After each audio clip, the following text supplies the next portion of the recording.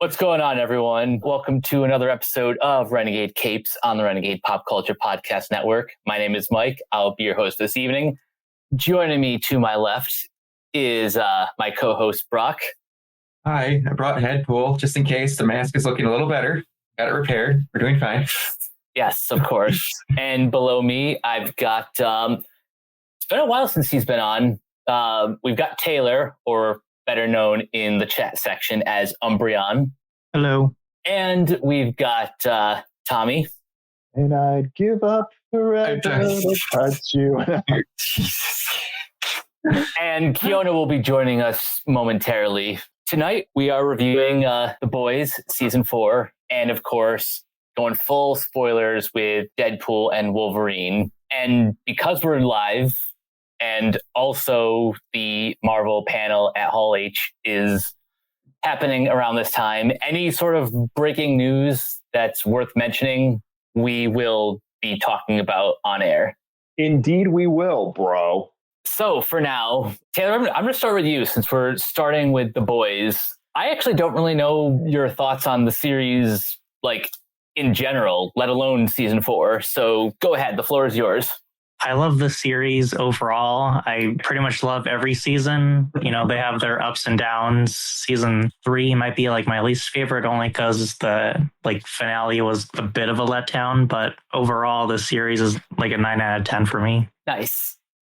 Have you watched any of the spin-offs? I saw Gen V. I finished that one. I would highly recommend checking out the animated miniseries Diabolical. They have a great variety of different shorts. One of them is surprisingly written by Andy Samberg, and it's honestly one of the best things that this franchise has done.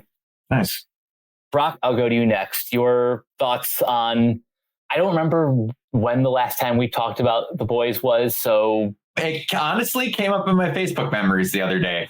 Because I had mentioned that last year that Anthony Starr deserved an Emmy. He still does. And then underneath it, you commented, but your boy Jensen is doing really good, though. Like, that came up in my memories the other day. No, I love the show. I have the exact same opinion as Umbreon, except for season 3, I think, has been my absolute favorite. I'm also a giant fan of Jensen Ackles, so that helps. About that, I know. We are going to get a prequel with him and Stormfront, or at that time, Liberty. It's going to be interesting. It might honestly before she became Liberty. Oh, yeah. It's been a while since I've seen season 2, so What I'm wondering about with the time frame and why I'm thinking Liberty is because it's called the start of when Vought got going, which was in the 60s. Yeah, I think it's actually the 1950s, but yeah, around that time.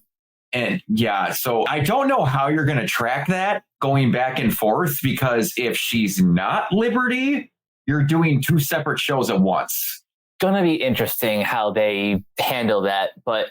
For my thoughts, season 1 is like a great foundation. Season 2 at the time, I think, was probably my favorite. Season 3 was great because of the addition of Jensen Ackles. And I've already brought up the spin-off Diabolical. Gen V, I think, might be the best thing that this creative team has done. I completely fell in love with that cast of characters. And the reason why it took me so long to get to The Boys Season 4 is because I hadn't watched Gen V, and I wanted to make sure I saw that before season 4, because some very important plot stuff comes up, including the virus that they want to use to take out all the soups. Mm-hmm. But my general thoughts on season 4 is it's 95% great. The 5% I didn't like. That's a good take. God damn it. Did I hit that on the head, or did I? That might be more uncomfortable than the milk stuff in season 2 and Shirogasm. If you were going to say the milk stuff and I was about to say which season. You're right. That is a fair question.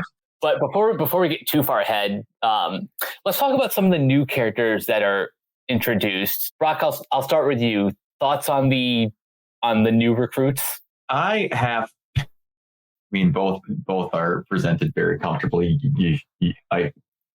You're not wrong, Crafty. As far as the new characters go, Sage is great. Mm-hmm. Sage is one of those characters that brings up the certain people, in my opinion, don't watch the show and then complain about things and miss certain parts. And that has to do a lot with her entire plot line. And it drives me morbidly insane. But anyway, Firecracker is really good too. I'm loving that Eric Kripke is collecting 2 gauntlets worth of supernatural actors' Infinity Stones at this point, because they're just showing up like God from Supernatural was Splinter in this. You actually have Bobby just straight up saying the other Bobby's lines. The shifter was great, which Erin Moriarty doesn't get enough credit for how she did a great job of differentiating 2 different versions of each other, talking to each other in that scene. Oh, That's a good point. yeah, absolutely. Erin Moriarty is doing some of her best stuff in this. I'm going to have a fucking rant, by the way, later involving that shifter and people with that later. I might fucking explode at the hypocritical jackass that watch this fucking show. But yeah, everyone was great in it. Just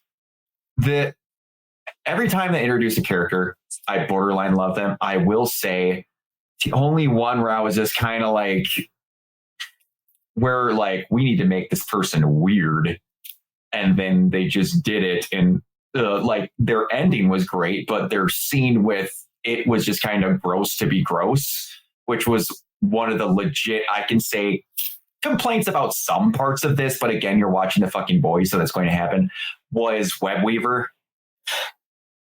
Yeah. Webweaver, is this the first season that he was introduced in? He feels like someone that like either we've seen for like an episode in the previous seasons, or he shows up earlier in this season on like a request board for new soups type of thing. I don't remember if he shows up on anything else, but if I'm remembering correctly from the comics, he's the first soup they kill. Yeah, I don't remember him at all earlier in the show. Okay, just making sure, because it feels like someone who is making like their 4th or 5th like recurring appearance, kind of like Turk from the Marvel Netflix series, where he'll like come up for like an episode. Safe word was Zendaya. That was so funny. That took me 0.2 seconds. I'm like, oh. That's great. That's wonderful. I was waiting for them to say responsibility. I really, really was waiting for them to say responsibility was the safe word. Or like Uncle Ben. That scene was memes, you are very true, but there was that whole episode was I think going back to what you said, like you feel like Webweaver has been in multiple episodes before. I feel like that's just how good they introduce characters. Like you feel like they've been in the show for a while because they like so seamlessly fit into like the universe. The world feels lived in. Yeah. Mm-hmm. Yep. That's actually one of the reasons why I fell in love with Gen V.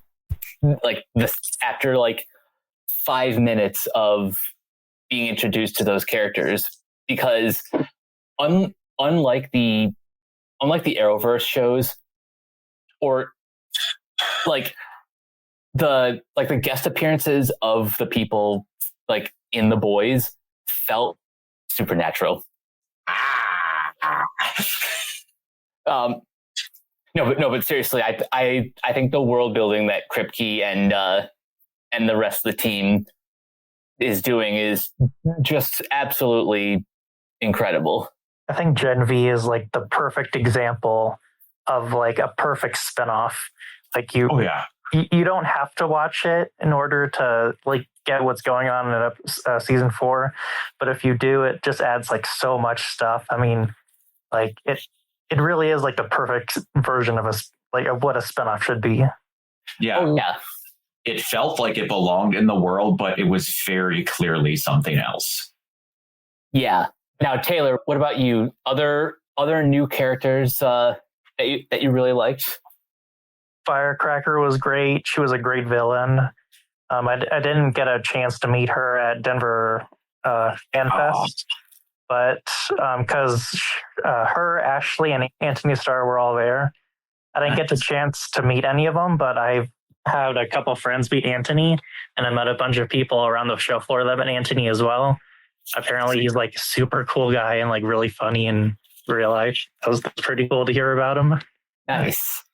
I think if I had to name my top three, Sage is number one. Joe Kessler would be number two. Yes. Just because his like involvement in Butcher's storyline was just super fascinating.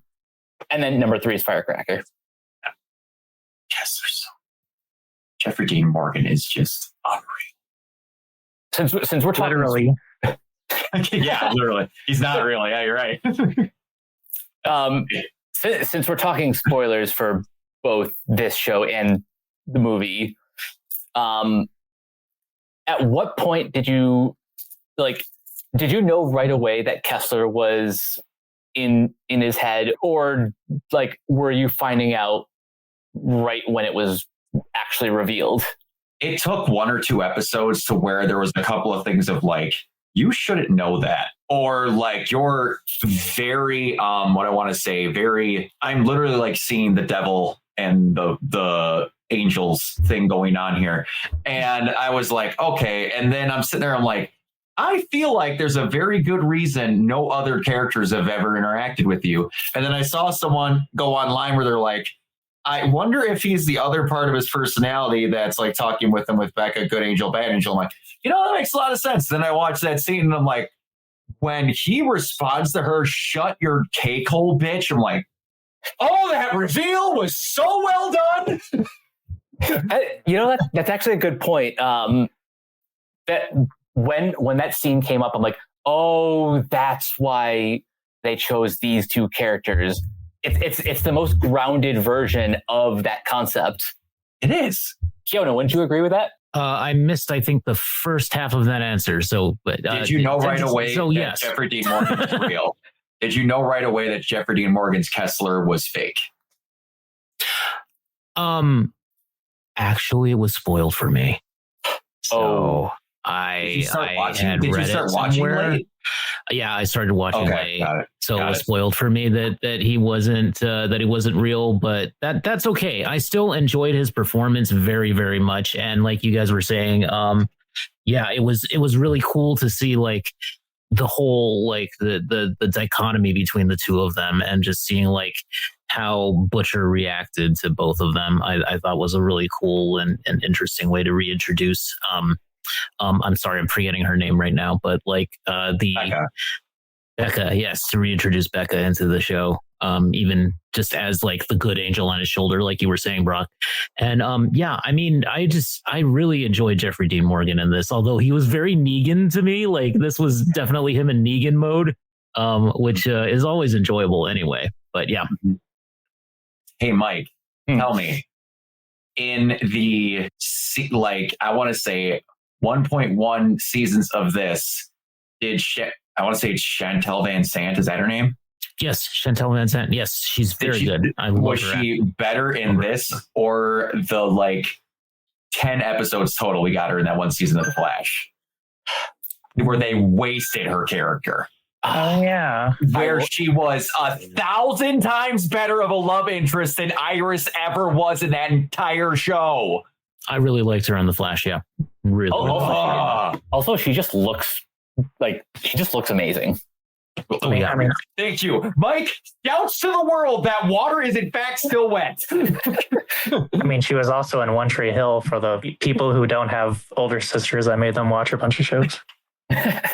My sisters were out of the house when One Tree Hill came out, so. Yeah, you're right. Kiona, very beautiful actress. I really liked her. Mm-hmm. Since you came in late, your overall thoughts on season 4? Yes, overall thoughts on season 4.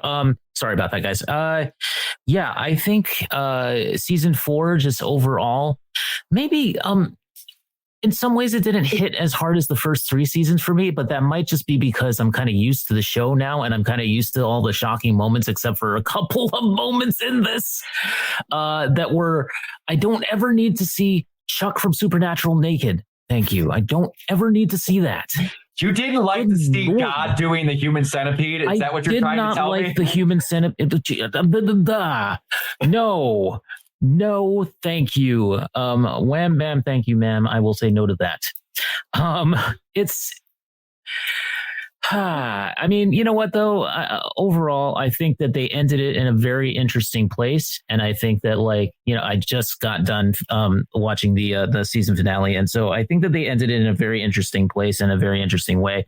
I like the tie-ins to Gen V, which I won't go into because Mike, I know that you probably did. You watch that yet? Or yeah, no, I'm completely caught up now. You caught up? Okay, I have cool. 3 episodes left because I kind of forgot it existed. Then the shit, like, it got announced. I'm like, wait, who's? Oh, those are Gen V people. Shit, I gotta watch that. I might honestly like Gen V a little bit more than the boys. Yeah, to be honest, I might actually like that a little bit more. Anyway. I was saying that earlier. Like the second I was introduced to like the characters in Gen V, I'm like, oh, I'm gonna love this series. Yeah, exactly. Did you know that's Arnold's son? That, like yeah, that's some episode, like Patrick Schwarzenegger or something is his name or something. Which like that. One? In Gen V, he's Golden Boy. Golden Boy? Yeah. Really? Yeah. Wow. Yeah. Did not know that. Huh. Yeah, I know. I was like, he does not have the accent. Okay. But, you know, I mean, it's, I think that it was an interesting season to say the least. And I think that in some ways, you know, like I said, you kind of get used to the show. You kind of get used to what they do on the show. And so the shocking aspects of it, except for, you know, the whole human centipede thing, the shocking aspects maybe were a little less shocking this time around, but it's still a good show. It's still like when they do the high drama and the human drama, I find that is very interesting, like for me. And also Frenchie and Kimiko, and like that made me happy. Oh, yeah. Yeah, it was good to see. Personally, nice I to have a little as friends before. Yeah. I mean, I understand, but I mean, it was a nice little ray of sunshine in this bleak, horrifically dark world, except, you know, to have it ripped all away at the very end, which is, yeah. Oh, don't worry. I have a feeling that at the ending, we're going to get Kimiko getting her hands on Kate. Oh God. Oh, part of me. Okay. This might just be because the actress is incredibly attractive, but I do kind of love Kate. I still kind of love Kate. Even though she's horrible. Homelander. I love Homelander, but like, well, I mean, no, you know what though? Yeah, it's the actors, it's the performances, I think, and like Carl Urban did some great acting in this episode. You know, the whole like hospital, you know, deathbed scene where he's calling and he's talking to Huey. And I just think that, like, you know, obviously everybody's on their A game when it comes to this show. Pretty much all I got to say. Sorry for the rambles. All good. Speaking of Huey, the reason why season 4 is a 95 out of 100 is because I just got super uncomfortable with the Tech Night episode. Oh, God. Super uncomfortable, yes. You wish the cake was vanilla, didn't you? Don't get me started with the cake. I wish the cake was a lie. I wish that we were talking to GLaDOS here. Anyway. Aside from that, and just kind of feeling bad for Huey this whole season, who has like been the physical and emotional punching bag with everything. Someone said this perfectly the other day. Do you know what he has turned into of the boys universe? Who? Peter Parker. Fuck, you're right. Yeah, pretty much. I can't give credit to whoever it was because I forgot their Twitter, but they were exactly right. And yeah, honestly, with the exception with the exception of the cake, probably one of the best, and the plot that kind of hit home the hardest was everything involving Huey's dad. That was heartbreaking. That was very heartbreaking. Yeah. Like, I know I've probably mentioned this a couple times on Zeroing Out. One of my grandmas who was in the hospital and then just passed away a few months ago. Now I have my other grandma on my dad's side who is in the hospital, had a stroke last week and still is not woken up. So this year I've been going through some shit, and that's what's made the hospital scenes in this season kind of hit it hits extra hard. Yeah. I'm sorry, Mike. That sucks, man. It sucks. Yeah. And just the performances from everyone, from our boy Jack Quaid to Rosemary DeWitt, who does a really great job playing playing a not necessarily a deadbeat mom. I mean, she was gone for like the majority of Huey's life, but once you actually find out why, it's pretty gut-wrenching. Indeed. I think that's one part of the show where I really appreciate that they go there, because this show tackles a lot of things that you don't see in a lot of other shows. Yeah. The human drama in both of these shows is just, it feels more real. And it kind of creeps up on you, because on the surface, this show is very satirical. They go in with dialogue sharp as a tack, commenting on a lot of social and political events. But when it gets to the real human drama stuff, that it just cuts deeper. Yeah, I think I think it really shows a testament to how good the writers are, because I know they put a whole lot of elements of today's political culture into the show, and we want it to be represented, so we made this storyline happen, but it never feels forced. It never feels like they're actually trying to preach something, with the mom's depression or Annie's abortion. Really, it never feels like they wanted to include this. It's like they walk a really fine line between prescient and on the nose. Yes. Overly preachy. I do appreciate when they do that every now and then, though, because I love that it took 4 seasons for some people to be like, hey, they're making fun of me. That also kind of made this season one of the funniest to me, because I know they dialed a lot of things up a lot, but some of the things were just hysterical to me. Like the whole VOT conference, that was basically a parody of D23. Yeah. Oh my God, yes. Where they had 68 phases all planned out. I'm like, y'all gotta, wow. Also, the Blindside parody with A-Train. Oh my God. It's the most expensive movie ever, so you know it's got to be good. And yeah, exactly. How we just thought we'd make more, writing it off for taxes, so we're just not going to release it. I was like, they got it in. Speaking of A-Train, because I started this season late, I've already seen commentary on A-Train's face turn. But I want to ask you guys, do you think his redemption was earned, or did they kind of rush his arc a little bit? No, because it's taken 4 seasons when he's the first person that screws over Huey. Yeah. Yeah, good point. He literally starts it. And there's been a lot of shit going on.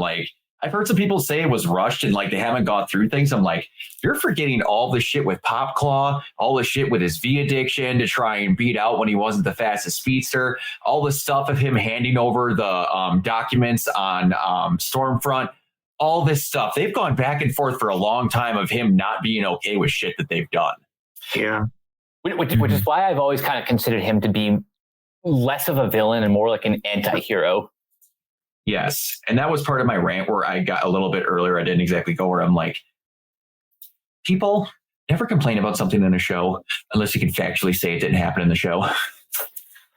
Mm-hmm. It drives me insane. And it's been happening a lot this season. Because they have more plot going on this season than most times. And others are like, that didn't. I'm like, he literally had a 4-minute scene where they showed it on camera. How? Anyway.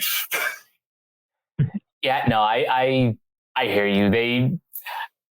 I guess it doesn't help that there's so much time in between seasons that like unless you make the effort to rewatch each previous season before the new one. There is that, but also like in this season, people are literally complaining that the writers forgot plot details, like a Butcher having his tumor get worse because he took Compound V. And then everyone's saying he never took Compound V. They've never shown that in the show once. In this season, they show him going in Frenchie's drawer, grabbing it and taking it. That's not 3 years ago because you forgot season 3. That was you didn't watch episode 3 of this season. Okay, yeah, that is a more egregious. There's a bunch of shit like that going on this season, and it's ridiculous. Mm-hmm. Did they forget that V even existed? Some people do. Probably. It's unreal. Say you don't like a plot line, but don't say it didn't exist. Those are 200% different things. Yeah, exactly. Mean what you complain about. I'm just fixing a fan. Go ahead. Yep.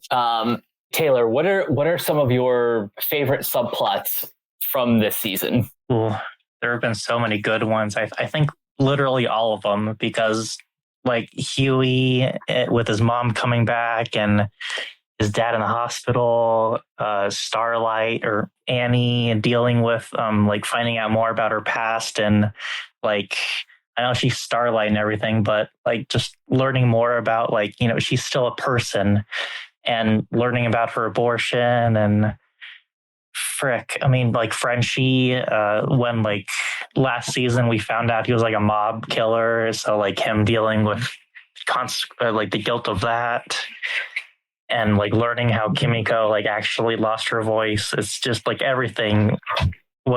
Like this season was like the season of everything coming full circle in terms of like character arcs. Oh yeah, I agree with that. My one issue with the first half of the season was that because you're introducing so many of these subplots, you're not getting like the whole ensemble together as often because everyone's kind of off doing their own thing. Yeah, I said this before, but I think this show is just getting a little bit of Game of Thrones. Like I can't think of the word, but just like the effect it has. Like you're getting to a point where there's so many storylines and so many characters that you can't really include everything. So in order to have one thing, you kind of have to sacrifice one other thing. Yeah, like it does kind of feel like the show is like spreading itself too thin with all the different subplots. And I think now that I've finished the season, the more I think about it, the more I think season 5 is a good place to tie things up. Jonah, would you agree with that? Yes, absolutely. I would. I think that it's the right call to end the show after season 5. I think that that's a good thing. I'm sure that the spinoffs will continue on, but like in terms of the main show, I'm ready for a little bit of comeuppance to happen. I think you're going to get a metric ass load of that in this next. That's kind of where I'm at right now. Yeah. And that's kind of what I think needs to happen in order to maintain some kind of galactic balance. Which we all know that this universe is not balanced at all, but kind of like me. Anyway, yeah, I think what you guys were saying is absolutely right. And Taylor, like you were saying about the fact that, you know, all of the subplots have been really good this season. I kind of agree with that. I honestly can't think of one that stands out above the others. I will say one of my favorite moments was hearing Black Noir speak, and just the line delivery and everything was so great on that. And it's like, man, it's fucking crazy. I think my favorite thing about Black Noir is the fact that they got his narcolepsy because the actor is narcoleptic. Yes. Oh my God, that's a cool detail. That was said during an interview that like, no, like that's legit. He's actually an narcoleptic. I'm like, that's fantastic. I love the fact that, you know, that he's the same actor that's always portrayed the character too. That's one of the things that I really enjoy about this. Yes. And like, just, you know, he has one of the funniest moments in this episode as well, where he's just, you know, he kills poor Ashley. for one of the Ashleys, and then like, and it's just like, whoa, murder boner. I mean, it's freaking hilarious, and also really disturbing and disgusting, but also really hilarious. Okay, I think it's time to talk about Homelander, because Jesus Christ, this character, this character is kind of what's turning the show into the superhero version of House of Cards. Yeah, I will say like that. I don't remember which episode it was, but the one where I want to say it was 4, the one where he goes down to basically his nursery. Yeah, that whole thing.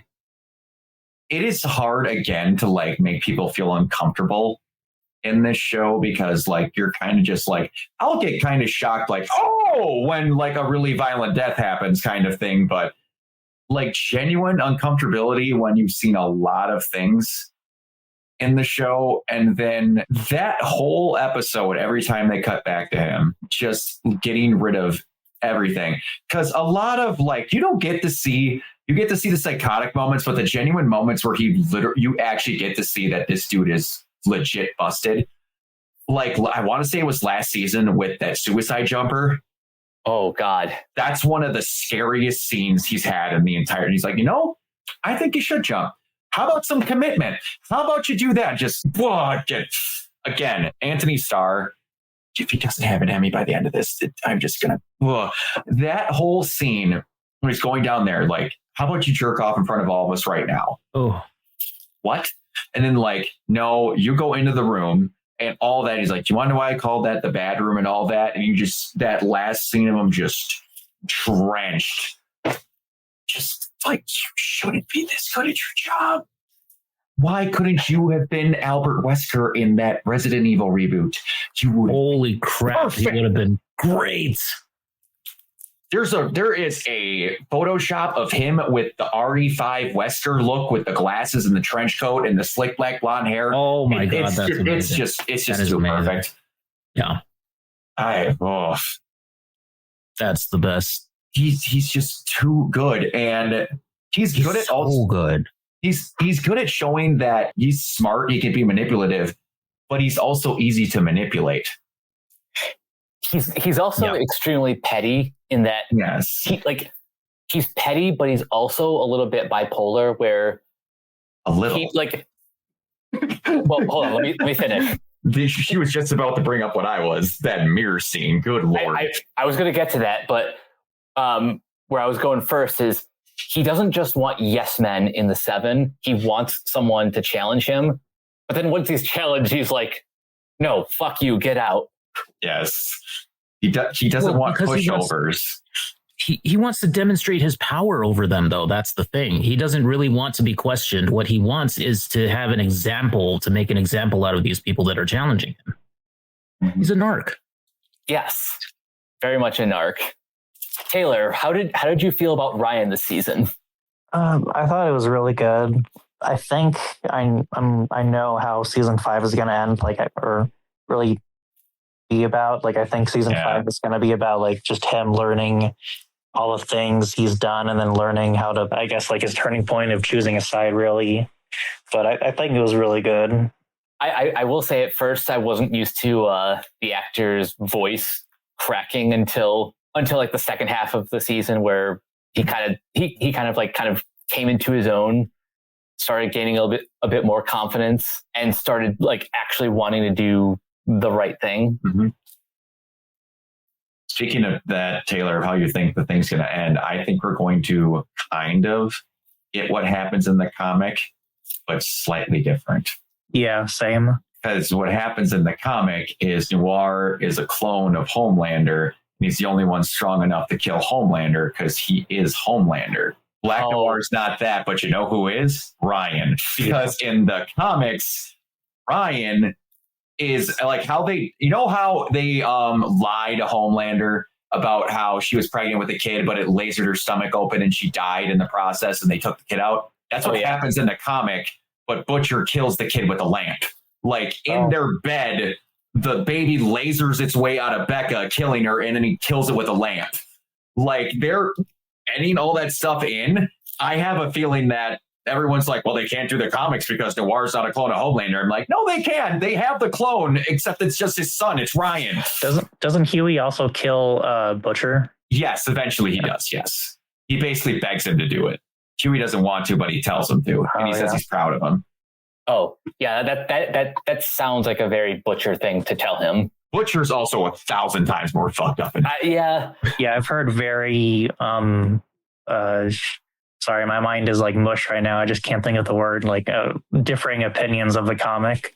Like here's the thing. Go ahead, Taylor. I'm sorry. Go ahead. Just like some people saying like it's horrible. Like it's meant purely just to be like edgy and stuff, and then some people are like it's actually really good. So yeah. Here's the thing. I will tell you, it's edgy for the sake of being edgy. It's literally written by a guy who's openly said that he hates superheroes. Garth Ennis has gone on record saying that he absolutely abhors superheroes, and he made this to show how big a douchebags they are. And I will tell you, anyone that says that comic is better than this show is wrong. I think needs to see serious psychiatric help. Like, just for an example, Soldier Boy. Do you know what Soldier Boy, for his extent of everything he did in that comic, he was known for pissing himself in the field because he was a coward and then getting squashed by a tank.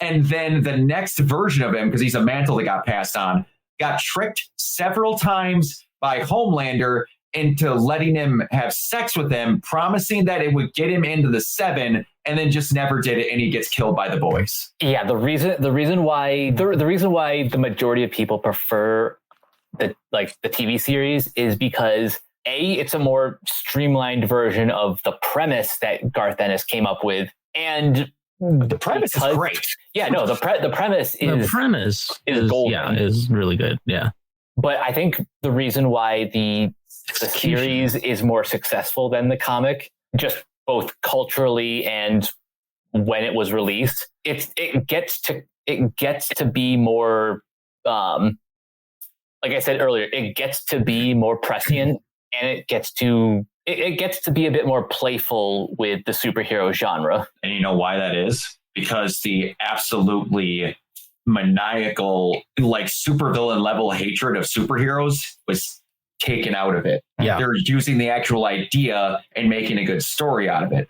Like, for example, the whole Vought cinematic universe making them movie stars is only in this show.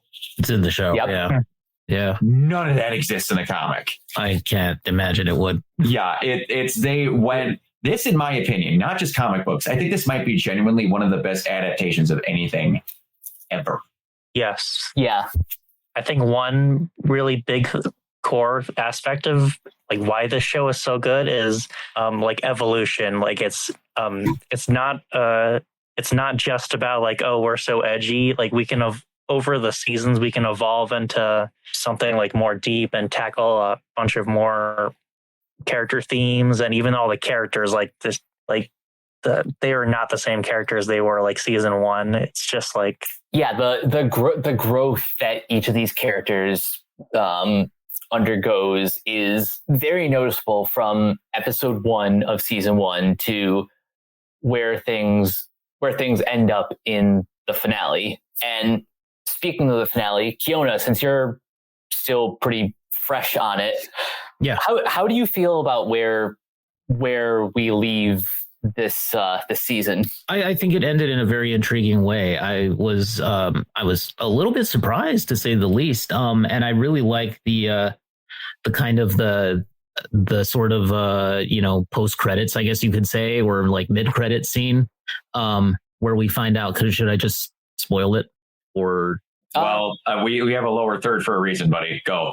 Okay. So basically, Soldier Boy is still alive, and he was a capsicle for a while, but he's going to be a character, a figure in season 5. So like every scene with Jensen Ackles is just iconic.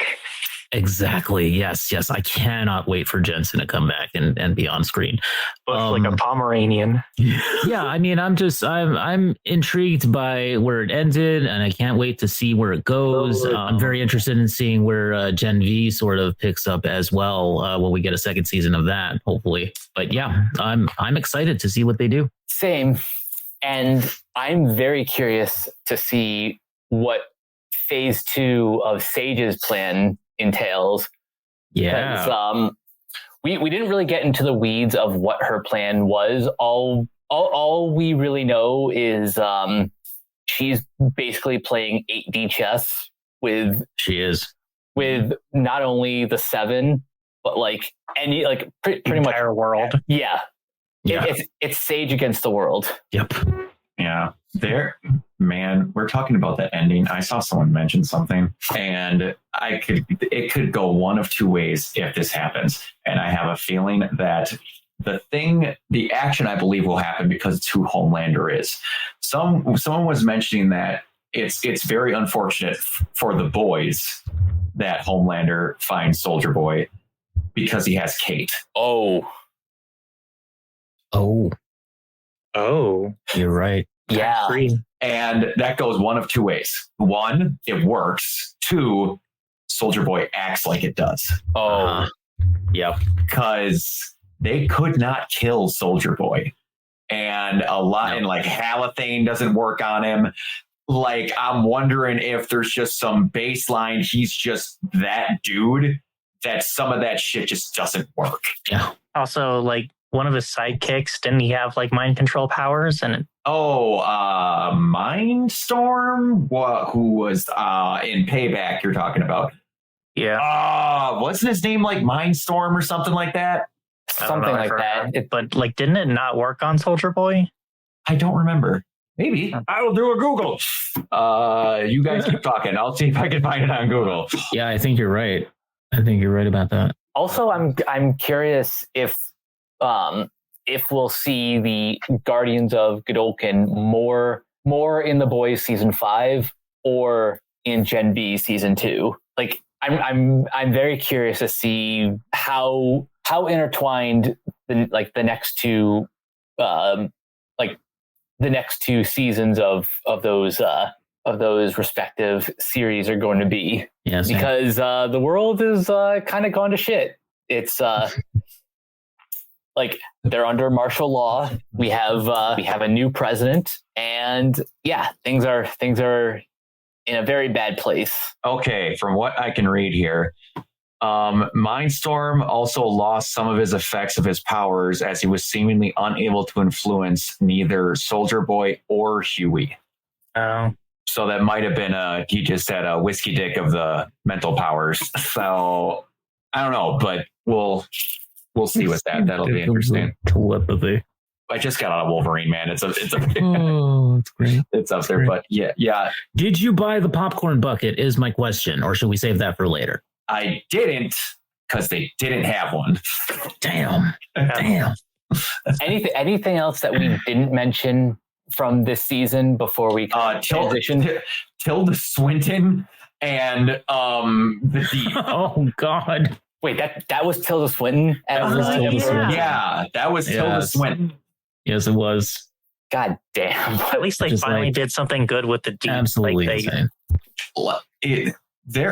Which, by the way, in the comic book, the Deep is the only one that like doesn't die and like kind of helps, not helps, but like he just gets out of it with the 7. He's the one. It's kind of like they're switching him and A-Train from what they did in the comics. But I need to discuss. Okay, one thing we need to discuss before we switch off. Can I rant slightly? Go for it. Always. I wish Huey would have got a little bit more of a acknowledgement of the sheer amount of shit he went through in this season. I agree with that. Like, he's having a real bad time. He got not borderline. He got sexually assaulted by Ashley and Tech Knight and lost his dad, got the shit with his mom. And on the other hand, Starlight kind of chewing him out that he didn't realize it was her because she was happy. I partially get. Like, he was unable to tell that for once she wasn't miserable. for no reason. So Starlight finding out that some shifter was fucking her boyfriend, she has a right to be slightly pissed in the moment because she's still getting out of that situation. And then she gets away from it and basically says, we're getting you checked because I'm not giving up on you. All that. That was funny. Like, you're getting checked for every single sexual disease. And then he was like, yes. I'm not getting shifter syphilis. But the other thing, okay. The Farquaad memes and all this horse shit with Erin Moriarty. It was funny. It was funny once because she had one really bad screenshot where she had caked on a bunch of makeup and looked really bad with the proper lighting to it. A lot of y'all basically said that she didn't look attractive enough. And I'm saying a lot of y'all, not anyone here, a lot of y'all bashed her into that situation. Oh, I know where you're going with this. And then got mad at her when she did it. But, and that's a great way to transition into this, we have that situation with the shifter come up where, I'm just not digging, Starlight anymore this season. She's got too much of a broad jaw and she had this buccal surgery that we actually can't confirm that she had. Oh. And then we have this shifter situation come up where y'all got to get graced with the fact that Erin Moriarty has an entire bakery behind her. And then magically she was okay again. That also brings something up. Like Huey mentioned that one of the reasons why he could tell was because she was like, I think like a lot more girlier. Like he said, she would put on like a pageant dress. Yeah. And that's not her. I think that's kind of them saying like, hey, I tried to be the audience's standards of beauty. And like, that's not who I really love. I love like the actual Erin. Yes. That every one of you that gave any amount of shit to Erin, never watch the show again. Never judge a media property. Never do anything. Erin is a fucking sweetheart and had a job and was born unbelievably beautiful, by the way. And I'm sorry that she didn't have stacked double D tits, perfect cheeks, and whatever. She's a beautiful human being inside and out and was doing her job. And then she gets pushed into beauty standards horseshit about all this. And then magically, because she has a nice ass, it's like, I'm okay with Erin again. Every one of you can go fuck off. Seriously. Every single one of you. Never log into a social media platform ever again. You're a deplorable, stupid human being that has seen more action with a sock than a human being. And I can kind of tell. You're the same brand of human being that was shocked when they had the new Aloy renders for Horizon Forbidden West and thought she had a beard because you found out that women naturally have hair on their face. Stop this shit. The internet was a mistake. It was. Social media was a mistake. Yep. Yeah. Unreal. But anyway, and again, one last thing that we didn't talk about a whole lot. That scene with Erin acting against herself as the shifter. Yes. Brilliant. Holy shit. Erin's depiction of the shifter was magnificent. Oh, absolutely. Brilliant. Yeah, she's so good in this role. 10. For real. It's so good.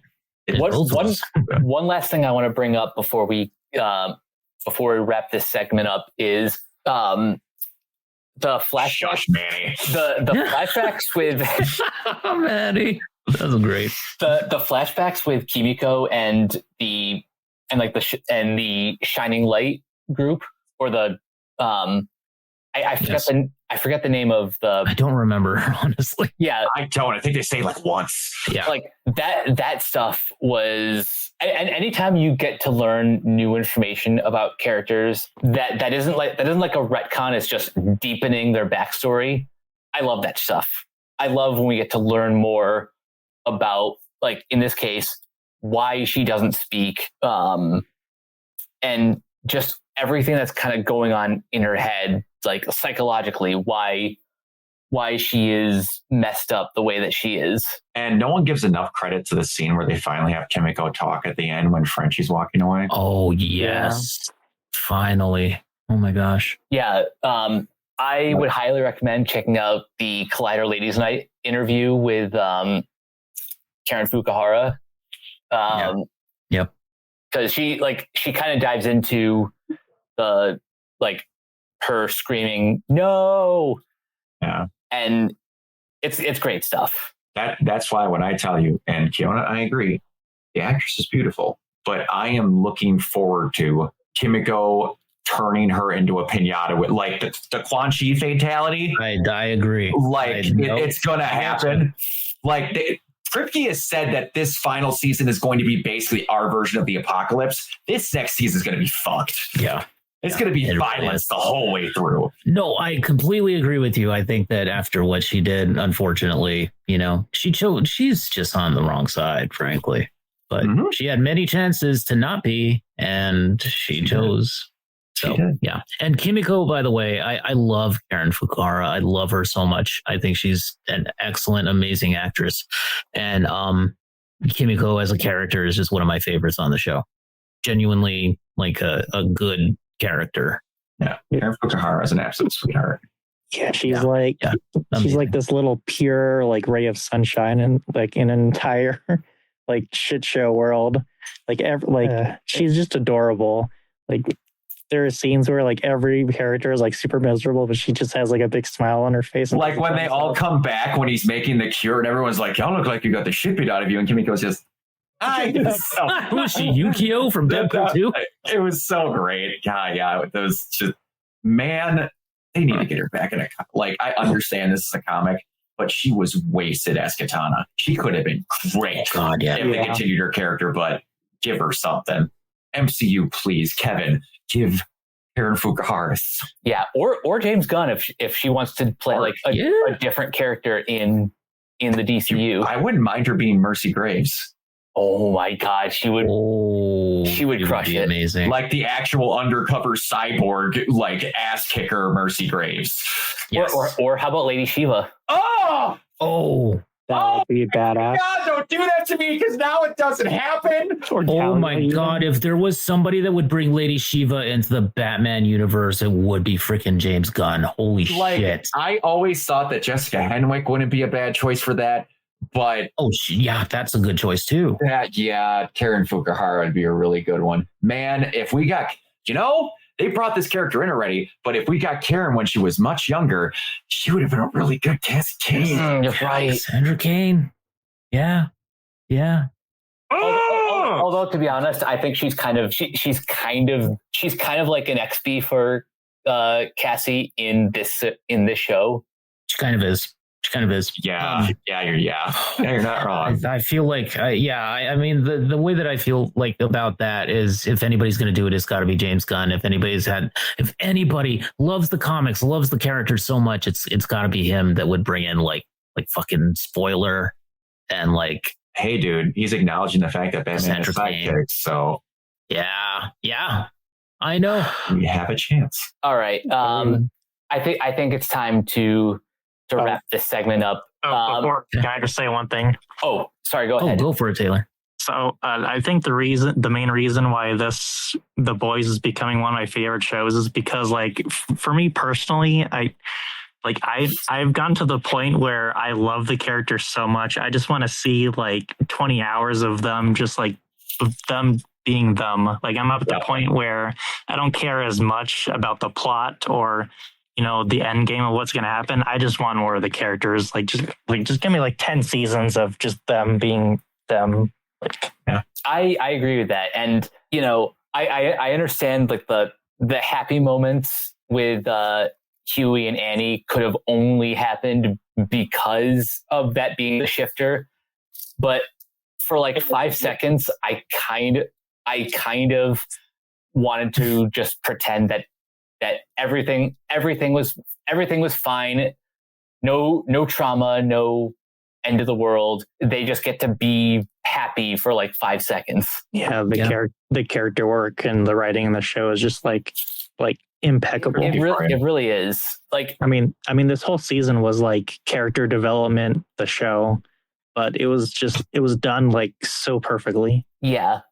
I think when I'm grading the show against the the other superhero shows that were premiering this year, like animated, live action, whatever, I would still put X-Men 97 at number 1. Yes. Yeah. I would put My Adventures with Superman season 2 right below it. Oh. Then I would put The Boys season 4, and then Invincible season 2. Oh my God, I still got to watch Invincible. Holy crap.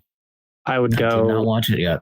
I would go 97, The Boys, Invincible, then My Adventures. Fair enough. Of the ones that I've watched, I would say 97 and then The Boys, because I'm sorry, there's nothing else came short of Deadpool and Wolverine that came out this year that was better than 97. Now that you've listed them all, we've gotten like, this is like the amount of shows that we're getting that are so good. Oh yeah. Yeah. Yeah, we're like, I know this has been a light year for comic book movies, but for comic book television, we were fed. And just think, the main course is coming later, guys. Craven's coming this year, baby. Woo! I can't wait. I'm so pumped. I'm craving me some Craven. You know, as much as I'm looking forward to talking about Deadpool Wolverine, we do have some breaking news. Tommy, what do you have for us? Tommy? Oh, I think he's frozen. He is frozen.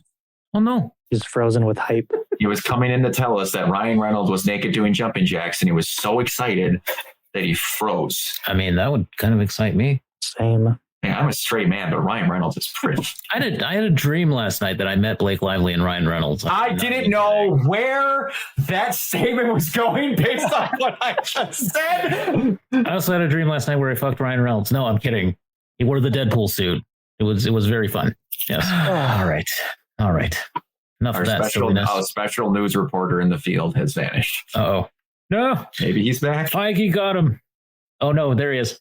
All right, there we go. Sniper at the house. All right, no, he didn't get me. Okay, here we go. So, can you hear me all right? Everything good? Yep, Yeah, we're all good. All right, curious to see what you guys think of this. Okay, we got breaking news out of San Diego Comic-Con Hall H. Not only are the Russo brothers back to direct the next two Avengers movies, they showed a new logo for Secret Wars, but they also revealed the new title for the fifth Avengers movie. No longer the Kang Dynasty. The big bad for this particular incarnation of the story will be Victor Von Doom. Oh, And yes. And wait for it. I'm just going to say this much because it's not a Marvel quote, but a DC quote, because you think I want to see where you think where I'm going with this. But it was Christopher Nolan's brother John that wrote this quote, spoken in The Dark Knight. You either die the hero or you live long enough to see yourself become the villain. I would hate Victor Von Doom will be portrayed by none other than the one, the only, Robert Downey Jr. wait, say what now? I don't know if I like that. Yeah. Yes. No, They're going Wait. there. Wait, They're actually going there. It's the Just do it. multiverse. Do it. Just do it. say what now? We were crafty. We were. Robert Downey Jr. is back, and he will be Victor Von Doom in Doomsday. So we've got, so at the very least, the new, as we set up Secret Wars, we've got the Fantastic Four, we've got the Thunderbolts, and we'll see what the rest of the event of this new incarnation of the Avengers will look like in a 60s futuristic-esque. Can't decide if they're doing a Fantastic Four movie or a Jetsons movie. Based on what they described in Hall H, but they begin shooting on Tuesday. Wow. Are they just gonna do like an Ant-Man in the beginning situation and like because they didn't specify Ant-Man in that when they announced it. So well, I just meant like the DH, like in the beginning when like everyone was de-aged. Yeah, I know what you're referring to. Yeah, because he's pretty old, and it's an origin story for the Fantastic Four. So are they just gonna like de-age him for the whole movie? That's what I'm also wondering about. Where is he even in the Fantastic Four movie? Or if he's in this, and if he's doing the Secret Wars thing, I mean Doomsday thing, you're going to possibly create a unbelievably giant fucking problem. Because the Fantastic Four is going to continue to be a thing. And if they're in a different universe and those Fantastic Four get brought into ours to keep making movies, because multiverse ain't going to be a fucking thing after this movie. whatsoever. They made that abundantly clear by ripping it to shreds in here. If you bring them in here and you don't have Robert Downey Jr. portraying this character after this, no one's going to like the new person who plays it. Yeah. Yeah, that's a good point. So you might have just shot yourself in the foot, loaded a new clip in, and unloaded it again. They really should have just kept Kang. I mean, this is. I mean, it's a tough one. I mean, yeah, but the thing of it is that at least you're in good hands in terms of the actor portraying Doctor Doom, which, you know, I mean, he hasn't been portrayed by bad actors in the past, but it's just that like the performance is going to be spot on, I think, at least for this version of it. Personally, I disagree. I just don't think he's a very good fit for it. Well, I mean, Cillian Murphy, if I'm going to be honest, talking about Nolan, but we'll see. Nonetheless, Harrison Ford was there for when they did Brave New World. He had fun hulking up. The footage they showed did showcase him as the Red Hulk. And we also have with the Thunderbolts, they did have David Harbour came out in costume, made a joke about it because nobody else dressed up, which was absolutely fantastic. And what else am I missing here? Giancarlo Esposito will be the leader of the Serpent Society. His character will be the leader of the Serpent Society. Yeah. Did they actually say what his name was? That's awesome. It was. Let me get that exact. They're actually having the Serpent Society this time. For people that don't remember, that was the joke title for Civil War. It was Sidewinder.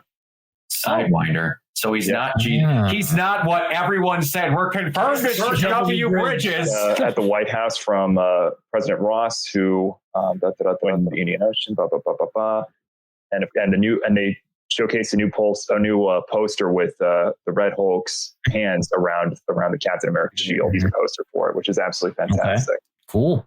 Now, who did they all have come on stage? Because I have an honest to God question if they brought that Sabra actress on stage. Which one? For Brave New World? For Brave New World, yes. It was the controversy character. That's Shira Haas plays Ruth in. She was on there, yeah. Okay. I was just wondering. Yeah, Brie Victor Von Tony, hilarious. Anyway, so yeah, that's pretty much. Those are pretty much the cliff notes. It's absolutely fantastic and really excited. So Avengers 5 is Avengers Doomsday.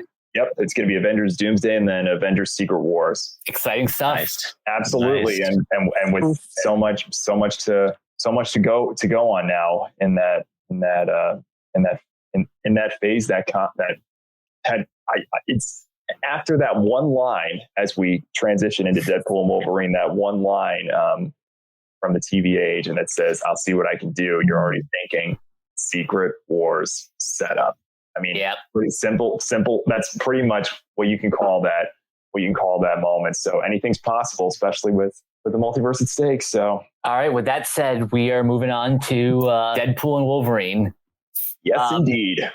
Now, Brock and I have given our thoughts already on our last Marvel hour. So, Tommy, I'm going to start with you. Give me your overall thoughts on the movie. The best way I can describe Deadpool and Wolverine is when I was leading some guests into their respective seats on opening night. This was this past Thursday. And they were and as I was leading them to their seats, they asked about the rundown. They asked if I saw it, and I said absolutely. And they said, "What did you think of it?" And I said, "Best way I can describe it without going into any spoilers. At some point in our lives, whether it be through comic books, through another medium, whether it be TV, motion pictures, or otherwise, there's this one comic book character that has the ability to speak to the viewer in some way, shape, or form. Deadpool and Wolverine is a reminder of why those special moments matter to us." Yeah. I love it. It's kind of perfect. Taylor, your overall thoughts? I really liked it. Can't really explain why without going into the whole rabbit hole of corporate of capitalism and I feel that. Yeah, but I thought it was really fun. Yeah. We will eventually get into the corporatization of comic book superheroes in a minute, but Kiona, for now, your overall thoughts? So I'm just going to come right out and say it. I did not see the movie because of my whole situation, and also because I don't have any money right now. I'm poor. I can't afford to go to movies right now. But I did. I looked up the spoilers and stuff for myself because it's okay. It's going to get spoiled for me anyway. Already, like before I did that, I already had one big spoiler that appeared on Twitter for me, so it's okay. I really don't mind. I will say that everything that I've seen that was mentioned and was in this movie, I know for a fact that I'm going to love it. Deadpool as a film franchise, even though the second one wasn't as good as the first one, in my opinion, I still really, really love it. And I love the character and I love the portrayals. And I just think that, this is such a great swan song for the Fox, sort of era of comic book movies. And it's such a fantastic team up. Like you can't get better than this, in my opinion, for like the team up of the two, like these two iconic characters and the iconic actors portraying them. I just think it's fantastic. And I know that some people don't like it. And I understand the reasons behind that. Also, I'm not trying to take away anybody's opinion or anything like that. I just know for a fact that, like, when I see it, I'm gonna love it, and it's definitely gonna be up there and probably my favorite film of the year. So, great swan song for free enterprise. I've seen the movie twice now, both times in Dolby, because that's just how I roll. Brock, you've seen it how many times? 4? Fourth time was today. Woo! I saw it twice on opening night in a row. Dang, son. There's only one other movie I've ever seen that had that effect on me. And that was the first Frozen movie. Yeah. I wanted to see it again, but that day I saw 3 movies in a row, and I didn't want to sacrifice 12 Years a Slave for a second Frozen. But that's understandable. Yeah, that was the only movie that ever made me want to immediately rewatch it. The quickest turnaround between rewatches for me, I think, was Avengers Endgame, where I went to the Thursday premiere. It was actually a private screening that my friend set up, and then I saw it again Saturday, and then I saw it Sunday. I've never seen a movie twice in the same day before. I have a few times. To say I was excited about this movie is country, perhaps. There is few people I appreciate on this planet more than Ryan Reynolds. Might be the most genuine human being I've ever seen that's famous. Like, literally, Keanu Reeves and Ryan Reynolds is there, an opinion of just a pure human being, in my opinion. And they're both Canadian. Glenn Powell. Shocking. Well, I don't know. I don't see the stuff that those two do from Glenn in personal things, so I don't know. Heard that. It just you call back. We with that movie, from every second I saw of it, and I got one thing spoiled for 2 seconds, and then I literally figuratively broke my phone in half to make it not exist because I was a day away from seeing it. Oh no! This movie was exactly what the movie said it was going to be. If you did not like this movie, no, I like Glenn, but I don't like him in the same ways or for the same reasons as that. Big different story. Don't misquote that. It was exactly what Internet, do your duty. It's what this movie was advertised to be. Feel it. And I'm fine with people not liking it, but the sheer amount of people that are not liking it for it not being a thing that it said out loud multiple times it wasn't going to be, I don't like. Yeah, that's where I kind of stand on the whole. It's already starting to get annoying discourse. It's fine if you don't like the movie, but that doesn't mean you get to insult the people who do. If I hear another person go, and I saw this exact review, I shit you not, bordering on 30 times as I'm going through people's stuff. Yeah, the movie was great. It was well written. The cameos were awesome. It was really funny, but it didn't push the MCU forward. So I think it's a pointless viewing and it's not worth watching. That kind of it never said it was going to do that. It never said once it was going to do that. That kind of statement just proves, what's his name? Logan director. Right. Mangold. Oh, Yeah, Mangold with his comments James about Mangold, like yeah. multi-universe movie making. Yeah, James Mangold has made a lot of great points in that interview about how he's kind of becoming, I guess, a little bit disillusioned when it comes to how certain comic book franchises are using the multiverse. And even this movie will admit, yeah, we kind of fumbled the bag there. I think this movie is a really good example of making a good thing out of a bad situation. Exactly. This one made that a whole point of that guy ended. That's done. They made a whole joke about the fact that my world's falling apart because he's done. Like he was such an important person that he's gone, that my fucking world is falling apart. And that on top of the multiverse thing, something that needs to stop in film discourse, set of movies you really like. They're in a nicely taped little box with your favorite set of chocolates right on top of it. That's your baby. It's right here. It's all cool. It's right there. It's that.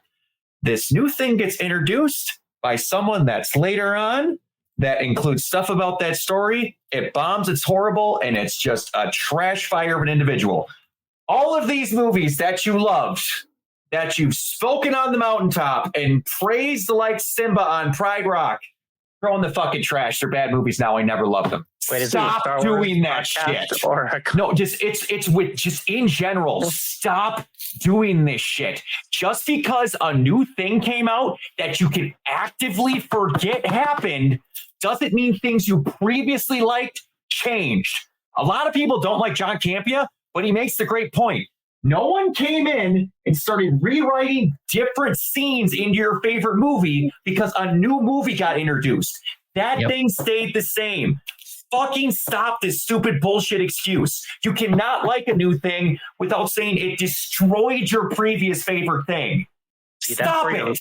That's where you're wrong, because Bob Iger came and broke into my house and did the Mr. Krabs TV reverse thing. So now I've forgotten everything. Well, then you need to Bob Igerize your house. That is your fault.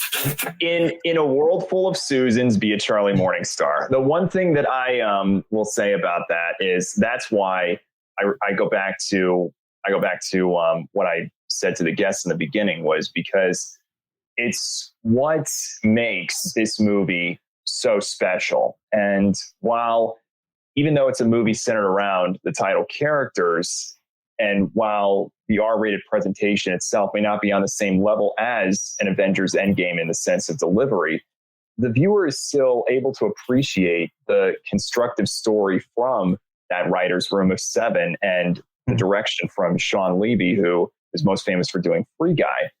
And the viewer is able to sit in their seat and essentially glide through the experience. They find themselves having fun.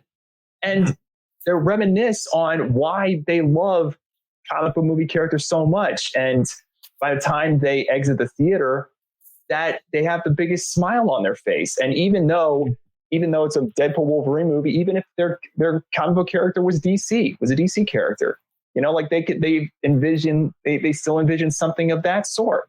It could be a Batman, it could be Robin, it could be the Teen Titans for all we know. You know, it could be anybody that had that ability to speak to the viewer. That's why this movie matters. I mean, I think you're insane for trying to mention that someone should enjoy a movie as a singular entity. I kind of had an epiphany driving home from my second viewing this afternoon. This movie for our generation is basically the equivalent of the 1986 Transformers animated movie for Gen X. Like, it is very kind of corporate in its inception, but emotionally, the story that's being told is one that grabbed onto a generation, and they will hold on to it they will grab onto it for as long as they can because of how much these characters mean to them. Like, I'll make another comparison in that exact same vein. Now, oh boy, hey internet, if you're gonna clip something and then bash me over the head with it, clip this. this had the same level of care for past characters and what they wanted to do in the film, in my opinion, as Top Gun Maverick did. Ooh, yeah. Mm. They knew exactly the movie they wanted to make. They knew the exact characters they wanted to be involved. They knew the exact story and heartbeats that they wanted to put. And they did it with near surgical intent. Yeah. Even though I didn't completely love the movie, I think the movie itself is going to be a lot very important in the way we view things going on in the future. Because no matter what you think about like Disney or whatever, like it's like, I don't know, I'm trying to phrase this, but it's like you can tell that the movie was made with a lot of love and like actual appreciation. Like it's not like Bob Iger said, I want this and this. And sorry, I'm just not like trying to good at making a point. You're all good. What you're trying to say is you felt like this movie, and I think I'm getting what you're getting at. Well, you feel like this movie was made by the people in it and not some corporate entity saying, put this in there and figure out how to work around it. Yeah. Mm-hmm. And that's the beauty of this, because it really did feel at the end of the day like a Marvel Studios movie, because when we got that opening scene, that opening needle drop to Instinct's Bye Bye Bye, it really, you were able to, it took you back to those the opening credit scenes from the Guardians of the Galaxy movies type. Like that type of format. Like you really felt that energy and that enthusiasm, and you were strapped in, ready for the ride, no matter what. I'm going to make a statement. Hold on. That is the bar for intros for movies now. Yes. I only have one very tiny nitpick with the opening sequence. So you know how in the first two Deadpool movies, the credits are like completely tongue in cheek? Like, like they're making fun of everyone involved. Yes. They didn't do that this time, but like they didn't do it this time. But I think one credit that actually made me laugh was, so how this movie opens,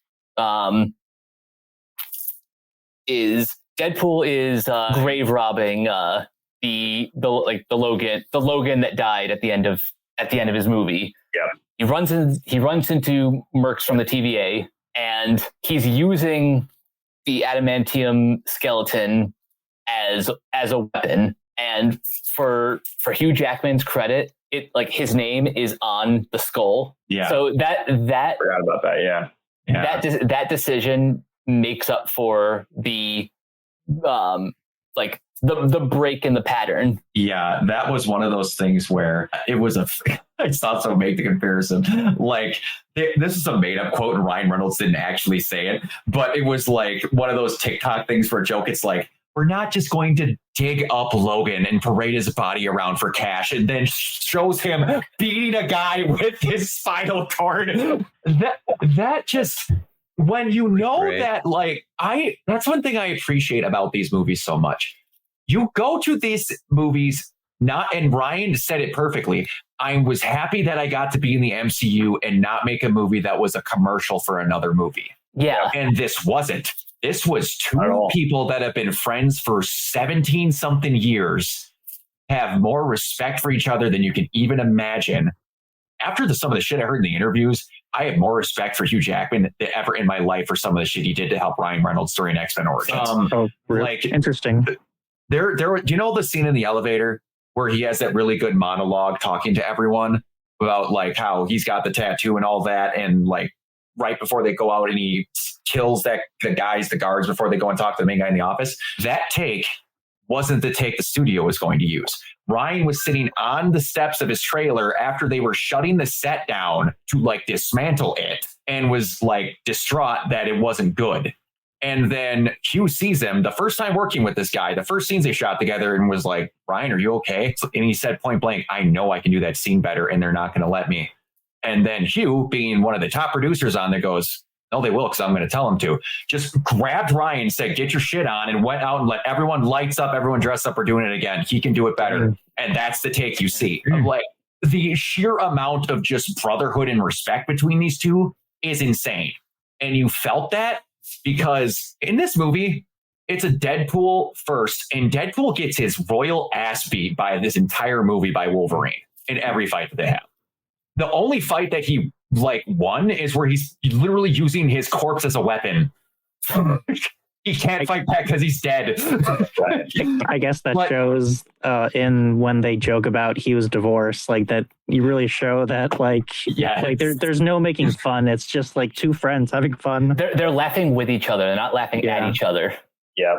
And, and that's the thing, because, a valid argument could be made lobbying a reverence and humor maybe toned down in comparison to its predecessors, yet the level of violence and profanity is still, even though it's a Marvel Studios release, still good enough to generate that R rating, because it's not a movie for children. I mean, like Deadpool Wolverine, I mean, even though it's Marvel Studios, it's not for kids.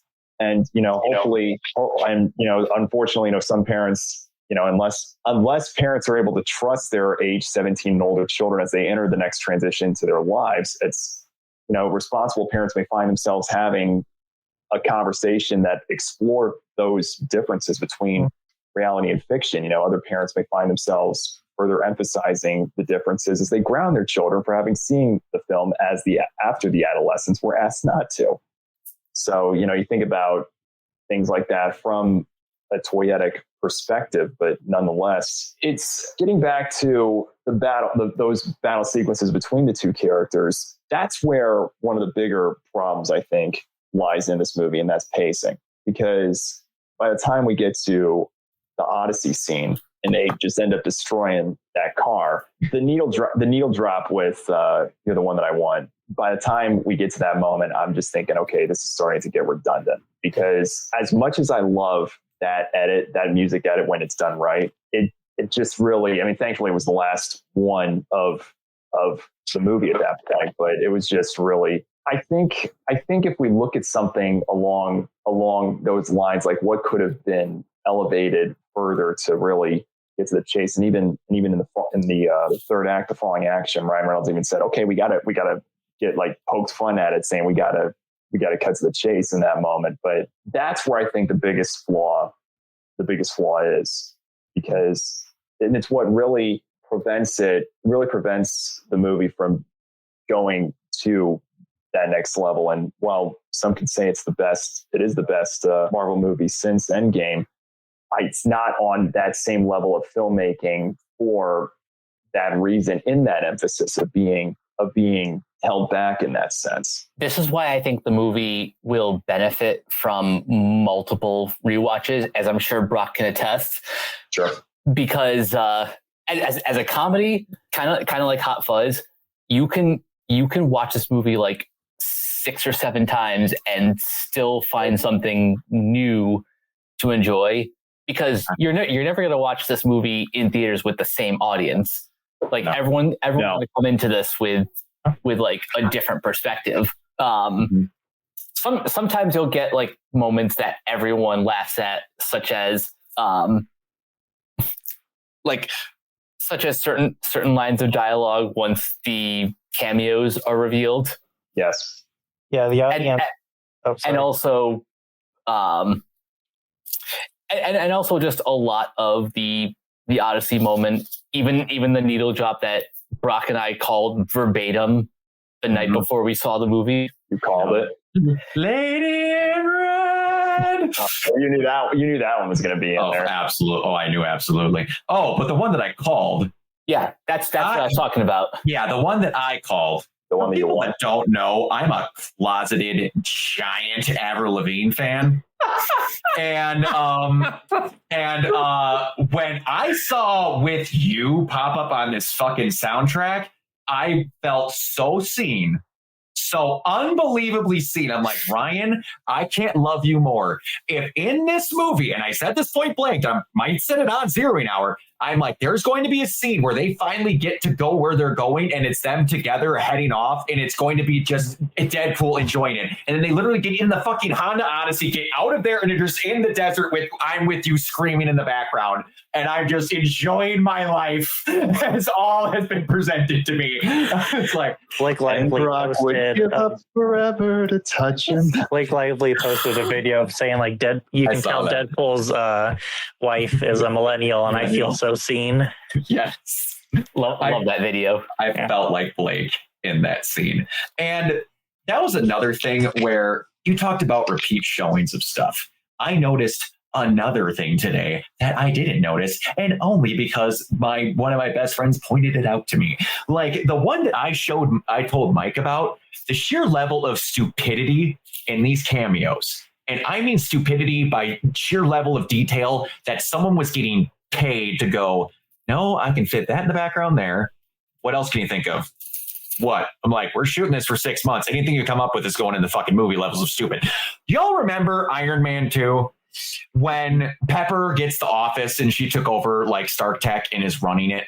And then like when Tony goes to the office to talk to her and they're speaking and that stupid fucking spinny who's it is irritating Tony and he slams it down in the background of Happy Hogan's office. That stupid thing is on his desk.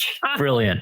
There's no reason for that whatsoever, but it's there. That's and nice. Then, like, for 2 seconds, the comic accurate, like, really big winged Thor helmet is in the corner in the sand dunes when they drop into the what's it called? The void at first. And like I had to point it out to Mike and the people that were watching with me too. Pyro and Toad are driving in on the Fantastic Four car.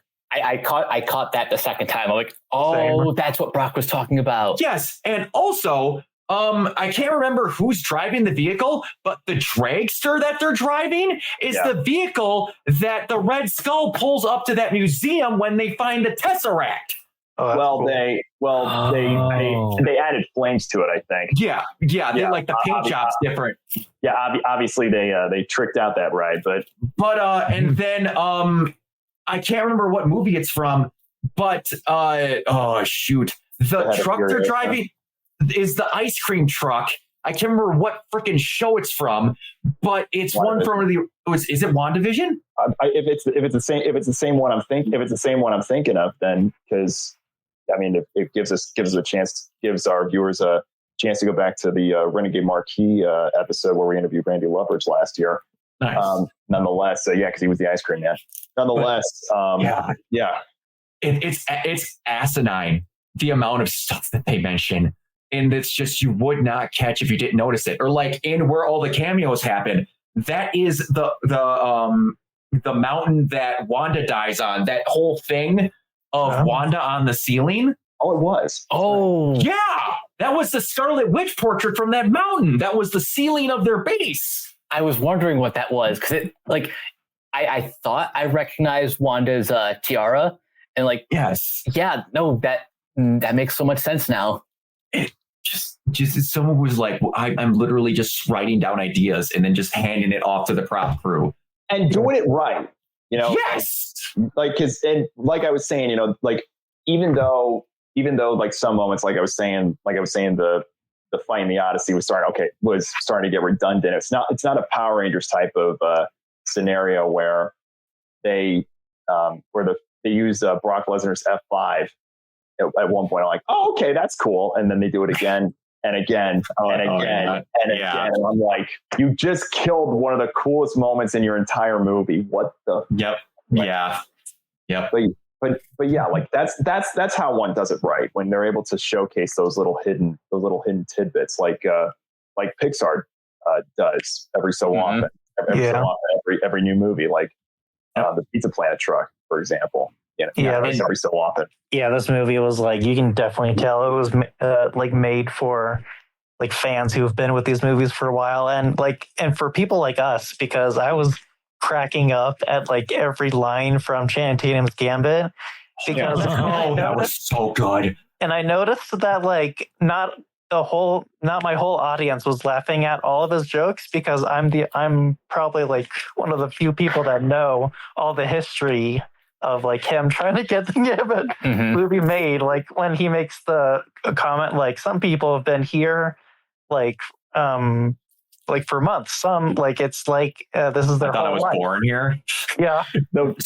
Does he have the Cajun accent? Yeah, and he's really good. Yeah. Oh my god, that's It's so To the point of like, where it's so convincing that he's like the first line, Kiona. He's like, Remy Laveau, they call me the Gambit, and then he's like, it's been a while since I've, and then Deadpool says, it's been a while since I've seen Sling Blade. You're gonna have to come at me again with that. Literally, almost every line is like 60% gibberish, and he makes it.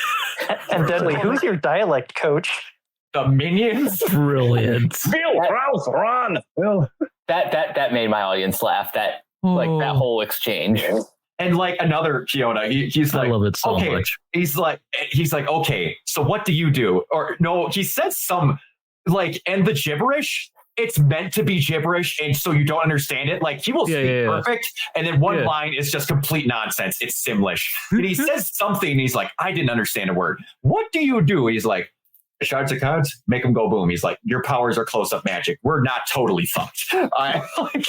And also the costume. Oh my god, it's perfect. It was so good on Gambit. It was so good on borderline, like with Hugh Jackman's suit, like they made it work for live action. Like it looks amazing, but for Gambit, it was like so borderline, like dumb looking, but also like good. That's the way it was. Yes, it's like that. That's as close as you could get to exactly ripping it out of the comics without like color grading it to weird points. I was never sure how.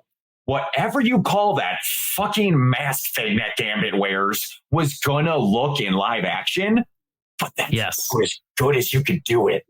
Yeah, one of the best adapted comic book characters I've ever seen.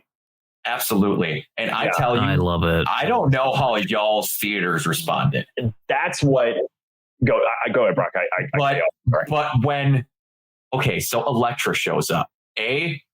Holy shit, awesome. Jennifer Garner's getting her moment because she got sandbagged with one of the worst scripts I've ever seen. But then motherfuckers start ice skating uphill and Wesley Snipes walks in. I had an out-of-body fucking experience because I was talking with Jacob the night before on my stream about how they have sticky fingers in this movie. That's another thing where some of the cameos and stuff, they don't mention them just to see if you notice them. Sticky Fingers was in there because I was like, they have his version of Blade in there because there's no way in hell that him and Wesley Snipes are getting along. And then he goes on screen and that screams to me, Ryan Reynolds doesn't have an ego whatsoever. Because they bring up the thing where he's like, oh, I'm surprised to see you here because you're retired. And then Wesley Snipes goes back, retarded. He goes, no, I meant retired. I'm in the void. I'm not trying to get canceled also. And then he says back to him, and then Blade goes, I don't like you. And he goes, you never did. Can I, fair assessment. I'll say one thing, because that moment, as cool of a moment as it was, I think that, even with a lobbying of character design, that moment, I mean, that specific choice to say that word has no place in the arts or anywhere, in the world for that matter, because as the one, we go to these movies, we go to the movies not merely for magic, but to feel that escape. And, the wrong person may witness that scene play out and be taken out of that escape and, be reminded of the outside world, because it was an inexcusable attempt at humor while degrading that group of specific individuals, because we as a society adapt with the changing of the world. We make our best efforts to be inclusive, not exclusive. And even though Deadpool and Wolverine is a work of fiction, we cannot go backward to a time where such behavior is presented to be thought of as okay when that's not okay. So, and I hope that for home video, they would reconsider taking that moment out, like have something like a sudden look or something, like a react to a sudden look or something, and then go from there. But anyway, just had to get that off my chest. I understand what you're saying, and that's why me personally, I've just literally deleted that word from my vocabulary. Yeah, Absolutely. Anyway, so thank you for coming to this PSA and our TED Talk as we continue with our regularly scheduled program. I was just getting back to what Brock said about Ryan just absolutely not having an ego. Yes, it is just really cool that despite all the stories we heard about the production of Blade Trinity, that production was like far enough in the past that, essentially it's water under the bridge.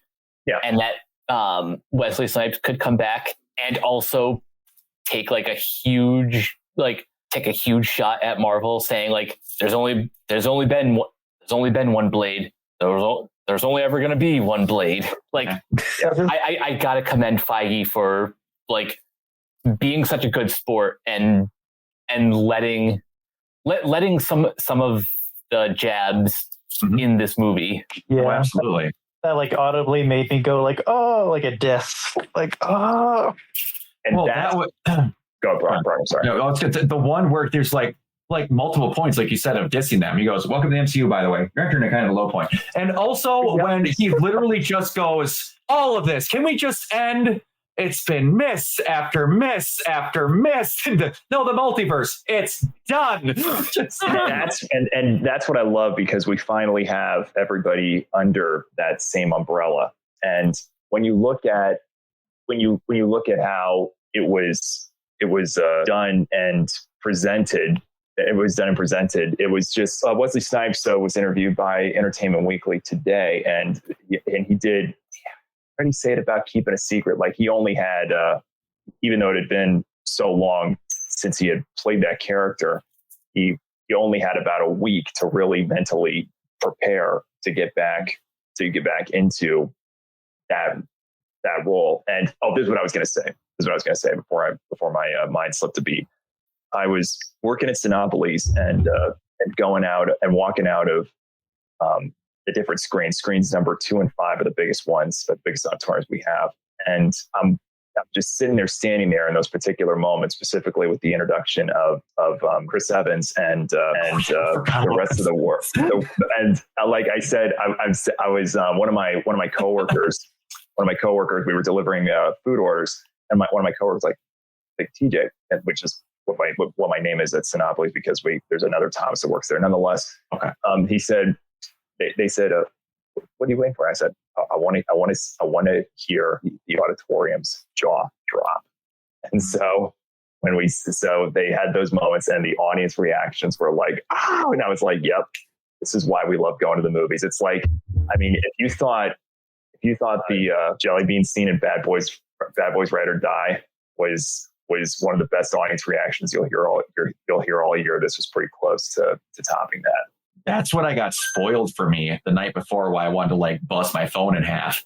But and that is another thing where they kind of turned Deadpool into an audience surrogate in this film, and I really appreciated that.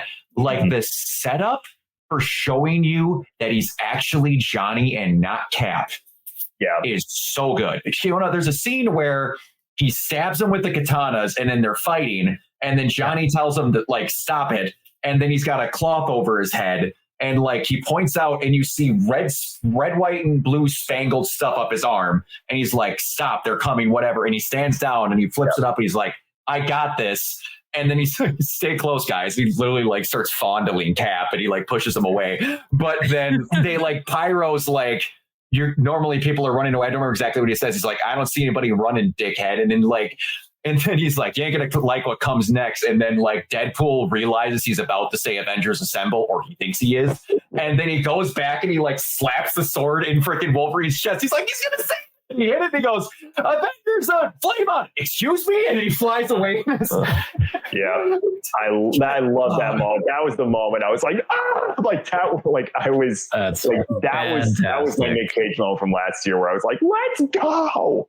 Yes, and going back to what Brock said, like Ryan Reynolds has no ego. Like some of the jokes in this movie, it just like it makes you feel like the entire movie, like there's nothing but love. Like all the jokes, they're just laughing with each other. Jennifer Garner, and they say like oh no, Daredevil's dead. I'm so sorry. And she goes, and Elektra goes, it's not no big deal.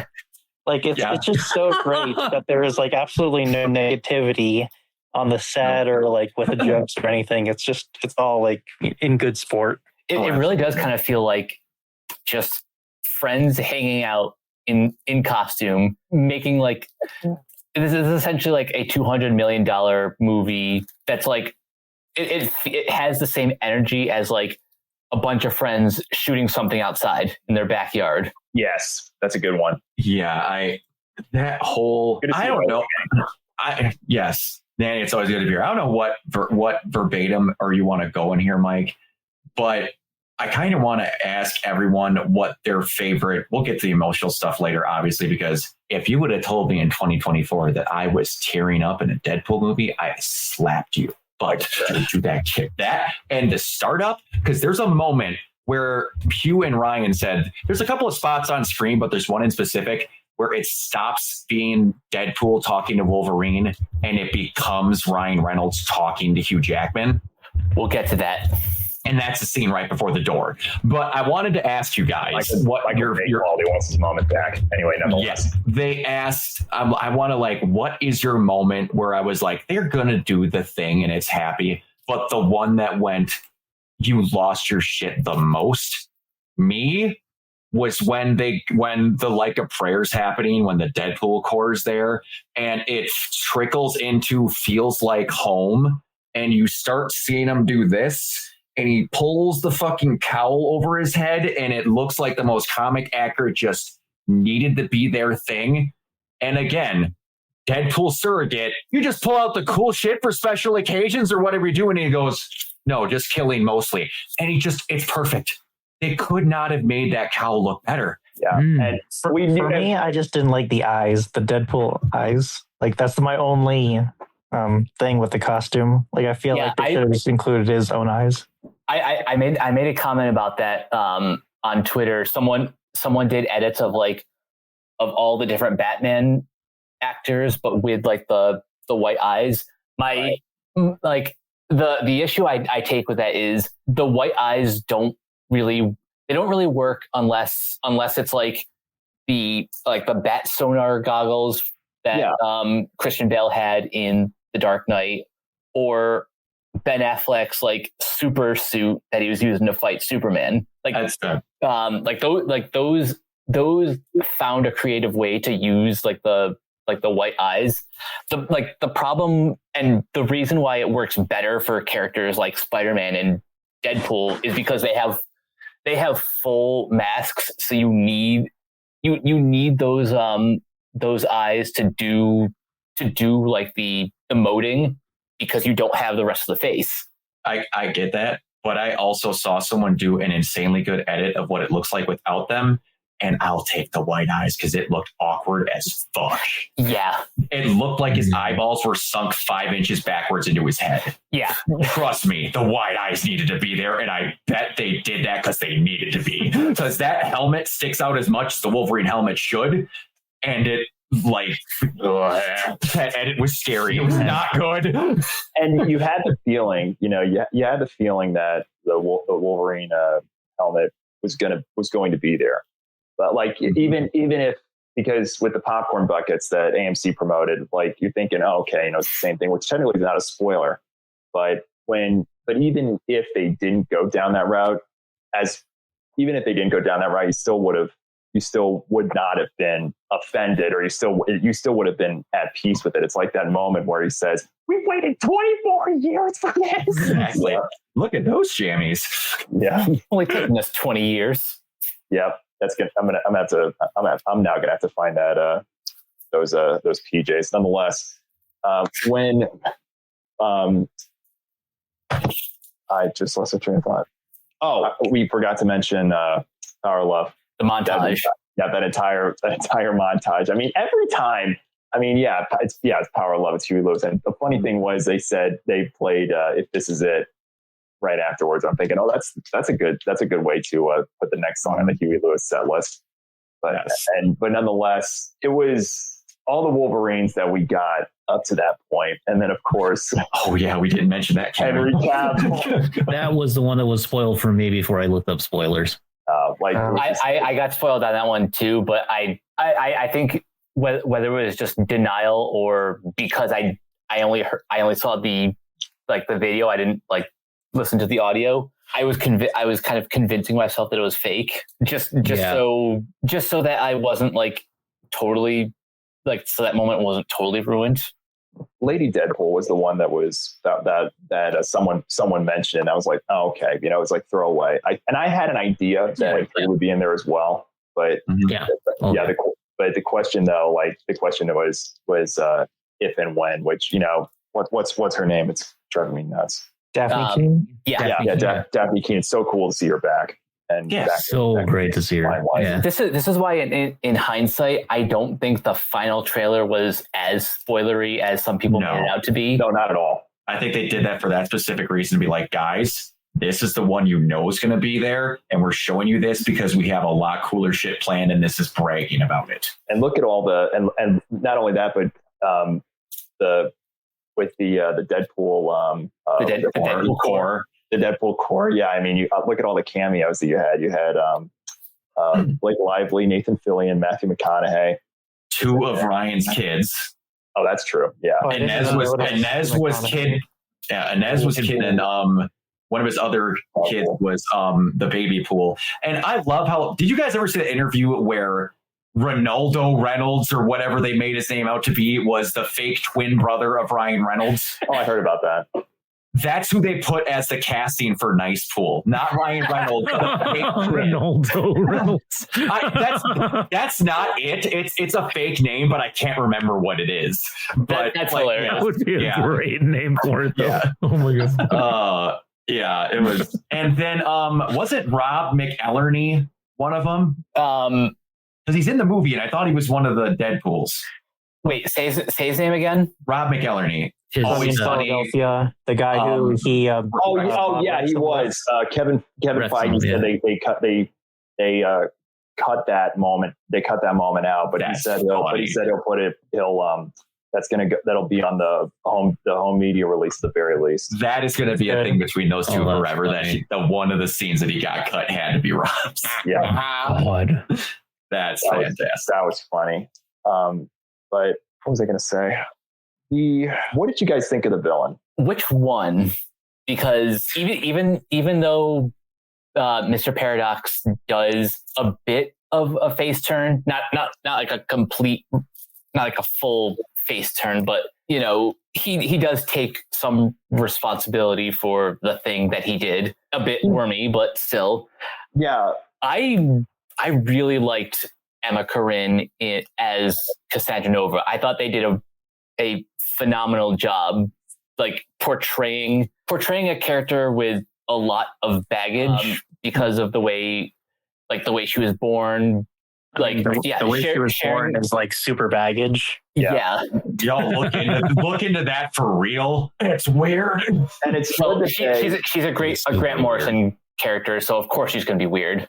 Yeah, it's very, very Grant Morrison. And it's good that they opted not to go down the route of having, yet another Professor X, because that alone in itself would have been as cool as would have been nostalgic, absolutely. But they already did that. Would have felt like Multiverse of Madness all over again. So it's good that it's really good that they went down this route and gave this character their moment in the sun. Menacing, but at the same time, it wasn't as clear cut as she could have been in that respect. The best way to describe it is from another villain standpoint in a movie that didn't have the clearest of clear-cut villains was Brad Whitaker from the James Bond movie, The Living Daylights. That's when you think back, because it was him, General Pushkin, and one other, and the muscle guy. I can't think of that character's name. He kept listening to the Pretenders on his Walkman. One could say that the General was the villain. It was Whitaker that James Bond had the final showdown with. So I like that. I like that in a sense because because one's able to have that shining moment in the sun while still keeping more of that ensemble feel to it. One thing that I talked with Mike about this, because a lot of people complained that they thought the villains weren't, I don't want to say this, a strong enough threat or presence or whatever. I'm going to be honest with you. One thing that I really appreciate about all these Deadpool movies, the villains have never mattered. Yeah. I mean, ever. Cassandra was just Not like wrong. a plot device to move the plot forward, and that she served a purpose, and that's Exactly. She was the best of all the villains. Yeah. Ajax couldn't have mattered less. He was literally just the guy I need to kill and is going to drive me forward to whichever. Essentially, the villain in Deadpool 2 was the Essex House. It was like Fire Fist was never a quote unquote villain. He was a person who was confused. Essex House and Juggernaut. It was all about Deadpool making his way through situations. Are you this year's Juggernaut? Yeah, like Juggernaut and the Essex House technically were the villains. And then in this, it was Paradox and Nova, who again were putting them through the situation that he was dealing with. But in this case was his own inadequacies with what he was dealing with in his own personal life. And also her reminding Logan of what he used to be, and then driving back that he needed to be a better person because she was reminding him of what he used to be for Charles. Yeah. The villain was just there to get them from point A to point B. And that's what I've appreciated with these Deadpool movies, because as awesome as a character that Deadpool is, it suffers from the Green Arrow problem, but worse, he doesn't have a lot of actual recognizable good rogues gallery. Which I'm okay with, because exactly the most interesting thing about this character, which again kind of frustrates me with some of the negative reviews, it's like what people don't really understand about Deadpool is what makes him such a great character, even like aside from his like ridiculous sense of humor, it's the tragedy. That's why the overarching villain throughout his entire existence is himself. And you know what that sets up for now that this trilogy's done? He is the perfect character to be set up to bounce off of other people. Yep. Because he doesn't need to have a main villain of himself to go after. Like you just said, he was fixing his own self that he was having issues with. Now he can just be that dude that's on the team dealing with people. Because I tell you right now, the issue with Deadpool, like in my opinion, I've always said you can make a PG-13 Deadpool movie. You cannot reverse engineer a R-rated Deadpool movie into a PG-13 movie. That's why that version of it wasn't that great. They tried it once, yeah. Yeah, when you throw him into something where they've even said it, there's going to be a point where he's in a PG-13 movie like Secret Wars, where I'm guaranteeing you both him and Logan are going to show up in. And he's going to try to swear, and he's going to be getting in fights with the editors on screen because he can't do the things he can do in his movies, but he's in the Avengers movie, so I get it. I need to make money. I need to be appropriate. And that's the thing. Like this may be the closest, this may be the closest thing to a rated R Avengers movie we'll ever get. But if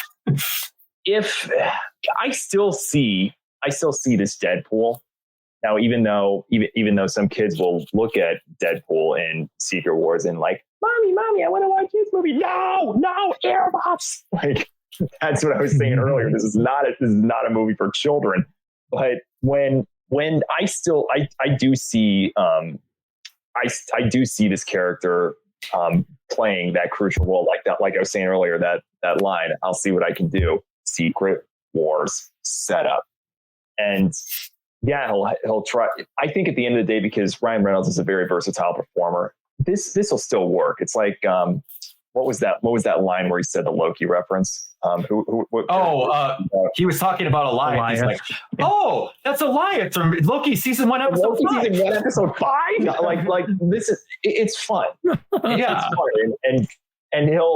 And even though this movie was still toned down for all intents and purposes, like he'll make it work. So if there's the opportunity will be there, and Ryan Reynolds will come back. I'd be stunned if he said otherwise. I mean, mad respect if he did choose to go down that route, but what does he have to lose? As far as like how Ryan himself will do in a, I guess, toned down like version of the character, like he has since Deadpool. He's shown up in family films like Free Guy, Detective Pikachu, If one of my favorite movies of the year so far. Yeah, like he can do it. He's kind of like Jack Black in that he's malleable. Like it's him, Jack Black, and Robin Williams were kind of like perfect for like adjusting their sensibilities to whatever demographic they're put in.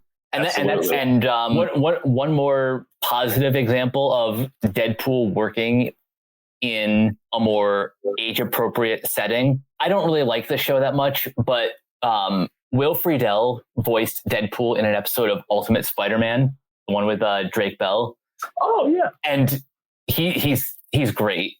I mean, I'm a little bit biased because I'm already a fan of Will Friedle, but he makes such a great Wade Wilson. It's just insane. He's Will Friedle. So not only just that. Anyone go watch Wolverine versus Hulk, the animated movie. Yes. Deadpool's in that being wonderful. And is that Nolan North playing Deadpool? Yes. Absolutely. Perfect. Just the thought of them, he can be funny in a PG-13. There's a scene where Hulk is chasing them down a hallway and it's destroying itself behind them. And he just turns and goes, Logan, I think we lost him. Like stuff like that can be in a PG-13 movie. Like you can totally have him be that and it works. And like you said, Ryan coming back, you know what Ryan doesn't have to do? Make himself look jacked. He doesn't have to superhero prepare. He can just throw on the old Santa suit and just go in. Yeah. On that note, jumping back for a second to the opening. Yeah. That's not Ryan doing the dance. That's I forget his name, but he's like this pretty Ryan has mentioned him in multiple interviews who the guy actually is. Yeah, I'll find it later, but just to give credit to the non Ryan Reynolds Deadpool performers, it takes a village to make movies like this, and it does. It does that. Yeah. So as great as the humor is in this movie, and as honestly criminally underrated the action sequences are, like I don't think Sean Levy gets enough credit for like he may not be the best action director. Like part of the reason I kind of prefer Deadpool 2 over the original is because you get David Leitch who steps in, injects some of his like John Wick and Atomic Blonde energy into those fight sequences. Very much. Sean Levy's not quite at that level, but the staging and like the actual creativity of the sequences here is really well done. Yeah, you can tell they went for different things. You saw you saw, I want to do this. Deadpool 2, you had a surgeon crafting these scenes. The other one, you had circus performer. Like it was bombastic, showy, and getting the thoughts across. Like if you would have said, man, how are they gonna deal with the fact that Logan's not there? He's going to be a Swiss Army knife for Deadpool to kill TVA members with. And the introduction, there's 207 bones in the human body. 207 when I'm watching Gossip Girl. Like, it's for people that don't know, his very attractive wife, Blake Lively, is in Gossip Girl. Yep, that's one of her claims to fame. Yep, that is just the traveling pants. I actually disagree with that a little bit. I think the action wasn't as great, mainly just because of the direction. Like the camera work was really good, but in some of the scenes, I felt like they relied too heavily on CGI. I felt like if the choreography was a little bit better, they could have done things more practically. Like there's a few shots where the movie didn't look great, like with Hugh. With Wolverine doing his animal movements that looked a little bit too CGI-ish, probably because Hugh Jackman probably couldn't physically do those movements. And with Gambit, right after he hits a bunch of people, and then he does this sweeping thing, and right before he detonates them all, that was a little bit too CGI heavy. I felt like that could have been cleaned up a little bit more. Yeah, I see what you mean. Like, I think what probably would have helped is either adjusting the lighting to hide some of the more clunky CG, or just I don't know, maybe let some moments breathe instead of like chopping them up too soon. And especially the Deadpool fight at the end, it felt like they were pretty. It felt like all the Deadpools were just CGI. Like it felt like there was only a couple shots where like actual people were standing in costumes. So like during like the whole one shot action, it felt like he was just blowing up a bunch of CGI Deadpools. See that? Yeah, there's like, again, kind of. I hate always having to compare this to Deadpool 2, just because I think the action in that movie they kind of got it a little bit tighter, but I also love in that movie the biggest fight you possibly had was 1-on-2. Yes. So giving credit to anyone to try and choreograph something where you're fighting up to 100 people, I let a little bit of stuff go. Yeah. The movies. It's the movies. What do you, unless it's like really distractingly noticeable, then that's a different story. Yeah. As long as you're invested in the characters and their and their goals, you can. I'm not saying this to excuse the flaws. I'm just saying some things can be forgiven as long as you're locked into the story and the characters. Yeah, that's why the two Deadpool and Wolverine fights were like where the action really shines. Like a lot of it was very creative in the choreography, especially the van fight. Like that was just That's awesome. Yeah. Absolutely. Yeah, and it's just when that's one of the reasons why not like in recent reviews, like when audio dialogue replacement has been very noticeable. That's one of the things that I really crack down on. Tommy, did you watch Madam Web? I have not yet. For that exact reason, please, your fucking head will explode. Oh, it's the worst ADR I've ever seen in my life. Wait, they made a movie? Like you can watch the guy's lips not match while you're looking at his face. It's so awful. Oh, it's the worst. Wait, are you telling me they made a Madam Web movie? Are you joking with me? Like the character, the old lady, like from the anime. She's not an old lady in the movie. She's not an old lady in the. We're not talking Mrs. Chen here. No, I'm completely joking with you guys. I'm trying to act like it never existed. Oh no, yeah.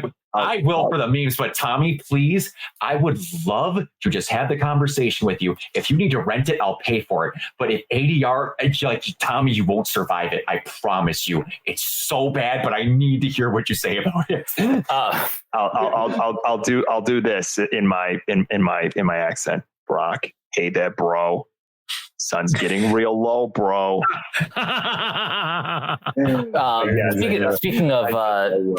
Speaking of sunsets and campfires, yes, the scene with X-23 or Laura and and Logan. Oh, that was so good. I think that's both of their best moment. This is why I want to see. This is why I want to see Dabney do more work. Oh, yeah.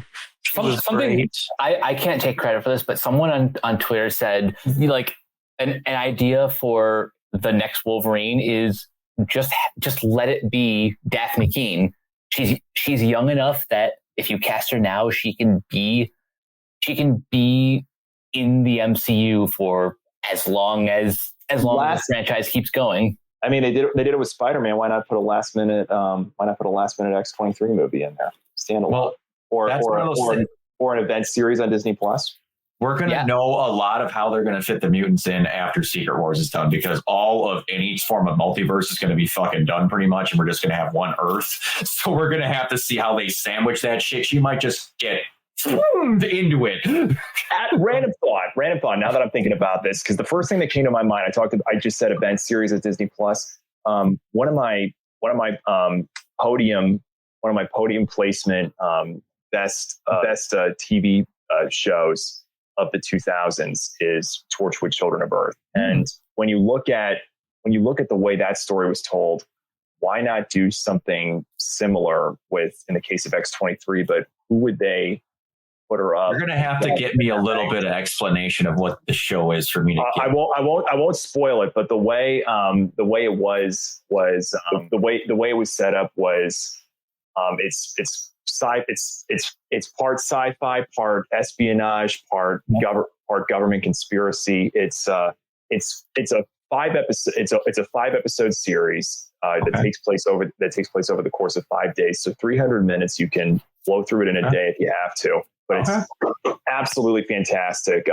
I won't go into what the villain, the scheme. I mean, I'll just say that the scheme is one of the most evil schemes I've ever heard. And shame on the BBC for not submitting Peter Capaldi for best outstanding performance by a actor in a supporting role, a miniseries or TV movie. That performance, oh my God. Nonetheless, like that's the first thing, like is like a standalone special feature to really give Daphne her time to shine as that character, because they could be doing so much more with that character while also protecting her and the character, and not limiting it to that sideshow or that character, because she's capable of doing it. And that's one of the big criticisms I had with the last minute edition of Spider-Man, because it was just like more of a show off. I mean, No Way Home, they got it right. But that entire buildup just felt so off. But that type of setup could be something. It has the potential to be something real special. The question is, how would they put her? How would they put her up against in like a real world scenario, or like what villain could they construct or adapt to that? I got one, and I kind of think that they made a joke out of him in the second Deadpool movie. You want to make the X-Force have Daphne Keane be the Wolverine in charge of the X-Force, and actually make them a Death Ops kill squad like they are in the comics. I like that. That could be the X-Force. Could be the Torchwood of that scenario. I mean, it's possible, but at the same time, like really keep it to that. Because you could have them dealing with people like freaking Lady Shiva, Omega Red. You could do a lot of shit with them. See, I disagree with Brock in that they'll to get rid of the multiverse. I feel like the multiverse will still be there, and I feel like the reason they made Logan in the same universe as Deadpool is that in the future they'll keep Daphne Keane and Hugh Jackman in the potential they want to use them again, but eventually when they introduce mutants, they'll recast like everyone. And that's where the metaverse, if it wasn't for that convolution, we could have had something, switching gears to DC for a moment. That's what we could have had something special in that sense. And we did, and not that we didn't, we did end up getting that fan service with the Arrowverse and the metaverse and what it was on TV, but that could have been something so special from a cinematic, from that cinematic point of view. And coming together at the end of it, where we did get the Hall of Justice. Could it go down that route? Yes, but I just don't think how the multiverse would be able to go down that path. But that's what I'm saying. Like, it would be better. It would be best to have that character stand on their own while also protecting them. We're also protecting them in that sense. And that's one of the things where it's going to get ugly if they start doing that.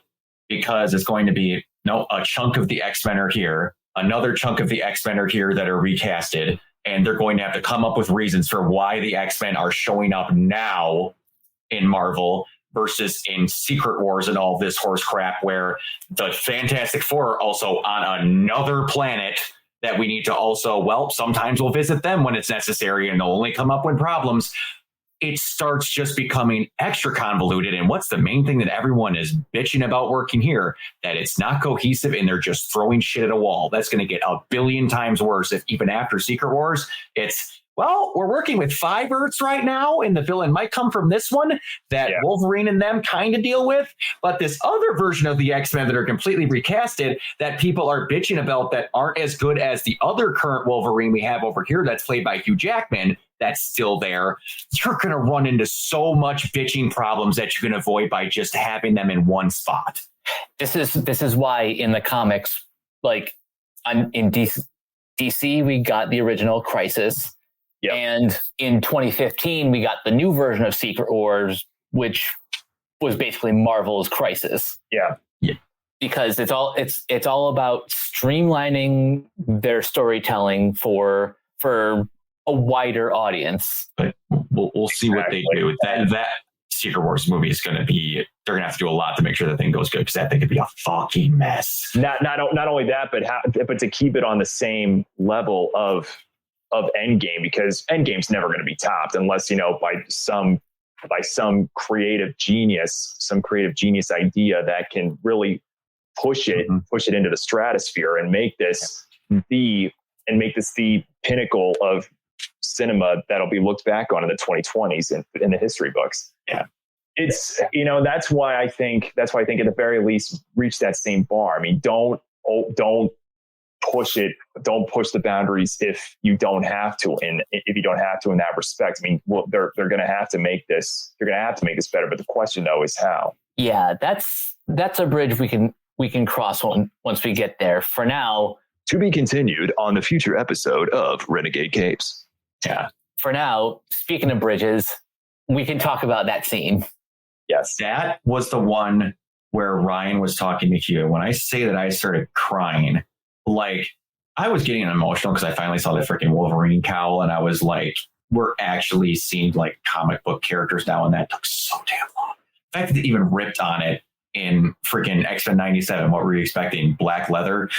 But you get to that, and like the most honest Ryan has ever been in a movie, in my opinion, was in that exact moment when they're looking at each other. I waited a long time for this team up, and you know what? You were the best Wolverine. That is 2 actual friends who happen to be wearing costumes having an actual conversation. Well said. That wasn't Deadpool talking to Wolverine. That was Hugh Jackman and Ryan Reynolds being very honest with each other. And I'm so happy that Madonna said yes. Yeah. Ryan Reynolds personally reached out to her. Yes. God bless him for that, because that was, and it's so cool because, I mean, I wonder what his list of song choices would have been had Madonna said no. I gotta love copyright, right? When you get Deadpool and Wolverine with Madonna playing in the background, indestructible. Absolutely. That's so good. It's like, that's what I was thinking, like if, like that's the vision I've got when, the setup for the idea that I had, after No Way Home was, and I said this in my Letterboxd review, they were building up Tom Holland Spider-Man to be the new Tony Stark, a co-leader of the Avengers alongside Captain Marvel, right? And like that Avengers ship, the one song that I was thinking of to where Spider-Man comes back is if he's on that Avengers ship, flying it. It's like kind of like a callback to Far From Home and flying that ship, and the one AC/DC song that came to my head. Thrill. Yeah, well, that was Iron Man, but the one that was Back in Black. Nope. Well, yeah, and that was the one that played in that particular moment. There's another AC/DC song that I kept hearing play over and over in my head, and to have that return for Spider-Man and really showcase him as the new Tony Stark, like flying in on that. I can't think of what the name of that ship was, not the Guardian ship, but you get the idea. Quinjet. Yeah, and flying in, and everyone's turning their heads, and the riff and the opening moments of the song play. It sees the ship turn around, the rear open up, and you see Spider-Man there with a line, "I see trouble coming my way." That song is spoiling for a fight. AC/DC. Right. Yeah, that's the one song that would be absolutely perfect, because it would be ideal Stark, perfect callback, perfect setup. It would just be absolutely perfect, and it has the Avengers written all over it. Oh, it does. Yeah, and a little side note, Papa Doc called out called out Tom Holland when Brave New World had their panel during the Marvel showcase in Hall H earlier tonight. Nice. Yeah. Nonetheless, But getting back to that bridge scene, when they're working with, like, they had to crack jokes in the middle of it, like the I'm Marvel Jesus, but maybe I'm Spock, like all that with the glass. Yep. When that was great. But like, you actually had them sitting there talking and like going through both of them, actually getting to have the introspective moments where they're looking through the shit they've done through. Oh yeah, frickin' however long for Logan, but just a little bit of like Ryan, who basically got hostage situationed into X-Men Origins to get his own movie, getting to be at the end of his own trilogy with this. That's really cathartic. Yeah. It all came full circle. It literally just. Dang it, Brian, now I'm getting emotional just thinking about it right now. That's what I'm talking about, where it's like, and that I had this talk with Mike where Ryan, the last Ryan Reynolds movies I've had hit me at exact moments in my life where I needed them to hit me. I was in a doldrum of working my ass to the fucking bone at my job because I was saving up for an upgrade that I'm doing to my house because I don't want to take a loan out. So I was just grinding myself into a pulp. And then I watched Free Guy and just like Such a good movie. So good. And it just hit me like a brick wall with like speaking exactly of just being stuck and all of this. It just literally like, I haven't had a movie hit me that like exact moment in my life. And then I haven't talked about it a whole lot during these podcasts or hit it well, at least during freaking streaming. For the last 6 months, I've been in one of the worst, like depressive, just, I don't want to do anything other than sleep. Worst moods of probably the last decade of my life. Nothing's been good. It's all been crap. And I can't think of anything good in my entire life. And then you get that moment at the end where like Deadpool's like, no, I didn't ask you to do this. I'm gone. We're getting out of here. And like he shows him again that picture that Ryan dropped. He's like, no, you have crap to go back to.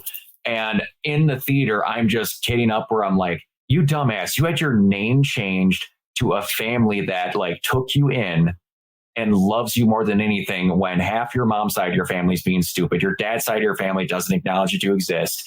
And like you guys here and all that. And it just that part of them talking about like caring and mattering when all that I'm just like, why am I getting to like, I cried during me and Mike's review when we were talking about this. Mm-hmm. And like, just how am I getting hit this hard by a Deadpool movie? And when I see people in reviews talk about, yeah, it was a comic book movie. They're not real cinema, so they don't have emotion. Shut the fuck up. But just that ending was done so well. You get to see two people, best friends in real life, like 17 years, and all of them going through all this crap that took them to get to here. It was perfect. And I don't know if I just love this movie that much more because it hit me that much well. But for me, like leading up to all that, where they're basically kind of fighting to commit suicide like Hawkeye and Scarlet Witch or Black Widow were for the noble sacrifice, but in a completely different way that somehow still worked. And again, with that bomb ass remix of freaking Like a Prayer playing in the background. I can't picture a way that movie ends without Like a Prayer going now. Like they almost wouldn't have done this movie if Like a Prayer didn't get okayed. Yeah, agreed. And kind of going back to what I said when we were covering The Boys, Ryan Reynolds kind of helped me get through this year too. There's kind of a subplot in If where one of the father of the girl is played by John Krasinski, and this girl loses her mother in the beginning, and the dad's in the hospital for heart problems or whatever. But like, there's just scenes in that movie that just because of everything that I'm going through really just hits that much harder. It's hard. Yeah. I've always found the Deadpool movies to have hearts, and that's something that's extremely difficult to find. Yeah. I think that the character actually has a lot of heart when you think about it, when you really look at like there's certain runs in the comics where like you can just see that the writers are kind of like digging deep into the character and really discovering like what makes him tick and everything. And a lot of the humor, you know, like Robin Williams said, I think it was that a lot of humor just it's a mask for pain. Mm-hmm. Comedy is a mask for pain. And I think that's, you know, I think that's true. I think these movies really do have a lot of emotion to them. They have an emotional core. If you look at the first one, it's basically a romance. Yep. Yeah, absolutely. Yeah. So, I mean, like, yeah. I mean, it just, there's always something deeper if you choose to look into it. And I think that, you know, I mean, it's okay if you don't, but, you know, if you so choose, it is there. Yeah. And I think that's again, I don't want to draw too much attention to people who are fishing for attention, but like, it's okay. It's okay if you don't like these movies, but I am asking as politely as possible to please at least try to engage with the text. And if you choose to, I guess, debate with people who love this movie, come up with A, your own fucking opinions, and B, dig into why you don't like Deadpool's raunchy, crude, juvenile sense of humor, or why you don't think the villains are as formidable as they could be. Like, bring more to the discussion than just blogs, corporate slop, and people who like it are just shills for blah. Hey Mike, what is every movie ever made? A cash grab, because they're meant to be funny. Yep, that exactly. all feeds into what I was trying to say earlier, but like, you can have your own opinions on Disney or whatever, but like these movies, they like really every movie, it really is art. Like whether like even if things you don't consider like quote cinema or whatever, they still have a lot of people working on it, and like anything is art. And I think it'll be like a really good really important discussion piece talking about this within like the zeitgeist of our movie culture, is that like you can still have an evil boss and still do good work. Like what I said, like this, you know, movie is a good example of making a good thing out of a lot of bad things. Like, sure, like Disney buying Fox is bad and everything, but some good things can come out of bad situations, like especially this movie. Yes. Another great example of that, as we're approaching the credits, they had, like, on paper, this sounds ridiculously cheesy, but in execution, it works surprisingly well. During the credits, there's like a montage of like B-roll footage from all the various 20th century Marvel movies set to Green Day's Good Riddance, Time of Your Life. Yeah, I was just like, what are they actually? Because it clips, I'm like, and that's clicked with this movie when I'm hearing people again complain that it didn't move forward the MCU. This movie was basically giving the credit and again giving endings to an entire group of people that, like you were just saying around Taylor about having a bad boss. A lot of people got screwed over and stuff they worked their ass on for and got somewhat of a redemption and an ending in this movie. And then you get to see this is what they tried to get done. All of these people went through all this stuff at Fox and it led to this point. And then everyone's like, yeah, it didn't say whatever. Like, this was meant to be the end of that Fox era of stuff and trying to close some bridges and have a decent ending for people. Absolutely.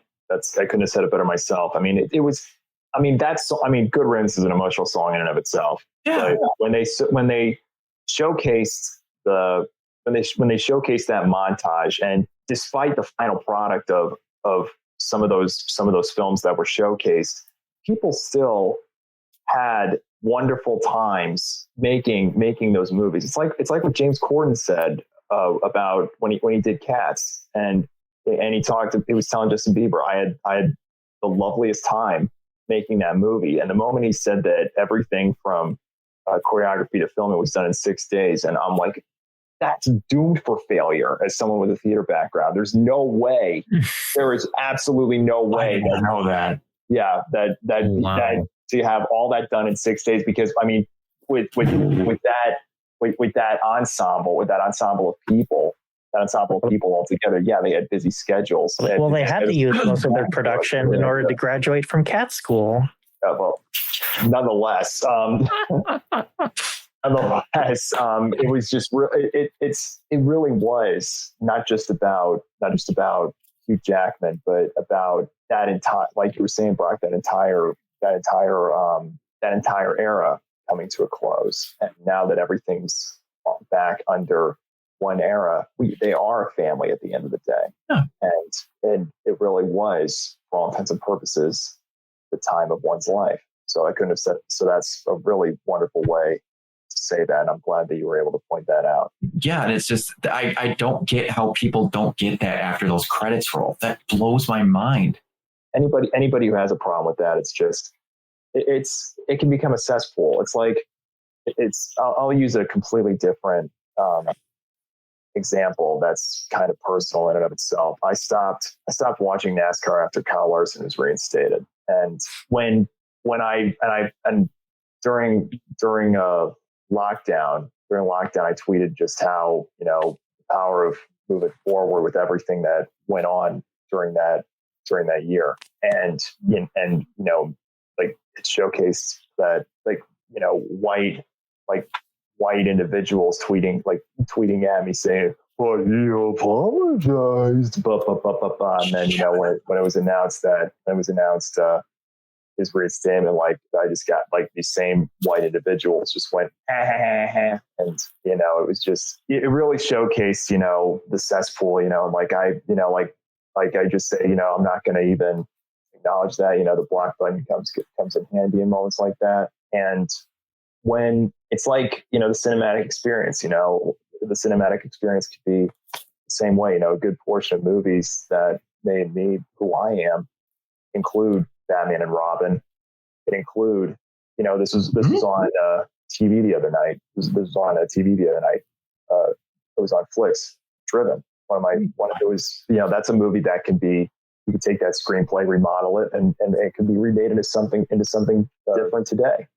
But at the same time, as over the top as some of those effects were, that's a story that the story in and of its core really helps remind me who it is that I am and how it spoke to me at a specific moment in my life. So when we look back at those moments and remind ourselves who we were and those nostalgic moments and how they spoke to us, crafted us into the individuals who we are today, whether it be those comic book characters, whether it be those characters, could be a teacher at as you were growing up. I'll say out of all the teachers, the first one that comes to mind, Mrs. Kincaid, 5th grade, St. Phil's, for example, or from that film character standpoint, Herbie the Love Bug, Zorro, Doctor Who, the Power Rangers, yes. all those characters helped me emphasize and speak to who Tommy Hughes is. Absolutely. And that's what this movie is, why it's important, why it speaks to us. And it's what makes it so special. And let me see if I can pull this up here. And one thing that while you're looking that up that really needs to dig in, the guy you need to thank for why we have the comic book genre as it is now for a big part is in this movie. His name is Wesley Snipes. Yeah. Yes. Oh yeah. God bless him for doing that. Yeah, it was what I was saying, what I was going to say about, talk about merchandising, talk about these characters, and going back to the disagreements that one may have, whether they loved or loathed this movie. Some individuals may find their enjoyment of Deadpool and Wolverine centered around the demeanor they take with them as they enter the experience. Mm-hmm. Other individuals may find themselves thinking that a specific formatted experience, IMAX, Dolby Cinema, Real D, 3D, 4DX, ScreenX, etc., would elevate their experience even further. Is a specific cinematic chains promotion of Deadpool Wolverine merchandise, such as AMC theaters, popcorn buckets, or the whiskey slashing fourth wall drink specials at Sinopolis, the best experience possible? In reality, there is no right or wrong mannerism to experience Deadpool and Wolverine. It is a celebration of comic book characters once discovered, one emphasized by that epilogue performance from a returning Hugh Jackman. A celebration reminiscent of how one may have watched the Fox Kids television block one weekday afternoon and witnessed through a countdown advertisement how one is able to bring that memorable comic book character to life. Well said. Well said. Yeah.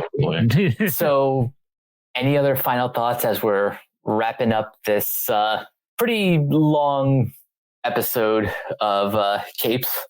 Ryan Reynolds needs to produce more. Yeah, maximum effort puts in maximum effort. Maximum effort. And the right projects, not to do it just to do it. Absolutely. Yes. Like, just take something where you're not starring, you're not doing nothing, like legit just producing. Because in my opinion, I think all these Deadpool movies got better as they went. And you want to know what changed with every single movie? Ryan got more directly involved.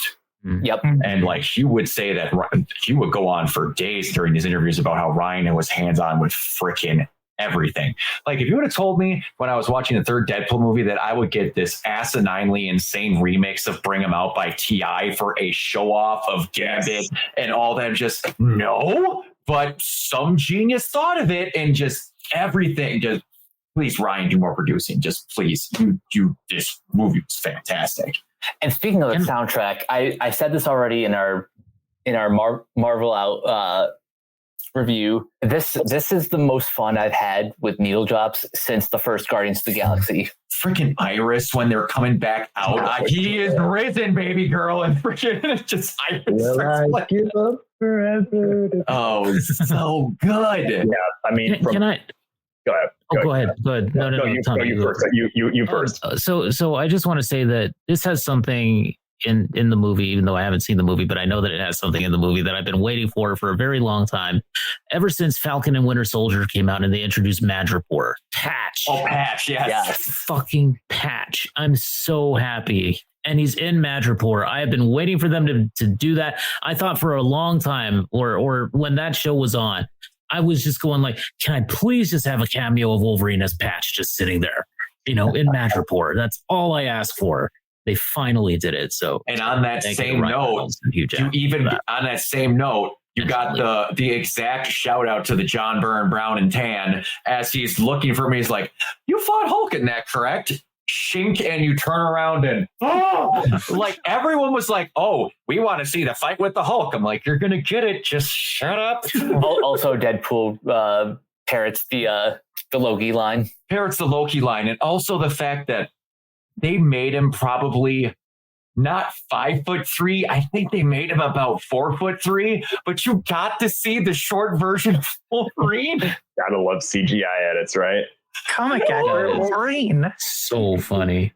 I'm still waiting. He's the first one he sees. I'm still waiting for the plot twist, where instead of when they do time travel references, I'm still waiting for the plot twist where instead of Power of Love, they use ZZ Top's Double Back. Ooh, I'm still waiting for that one movie to go down that route. Nonetheless, this year has been a wonderful year for needle drops in general. I mean, I'm already asking myself if I had to make a list of what the most memorable were, whether it be I Was Made for Loving You from Free Guy or from another Ryan Reynolds movie, if Tina Turner's Better Be Good to Me. Ooh, that's a good one. I think that if we look at this entire album, I mean, we knew Madonna's Like a Prayer was going to be what Celine Dion was for Deadpool 2. Excuse me. Yes.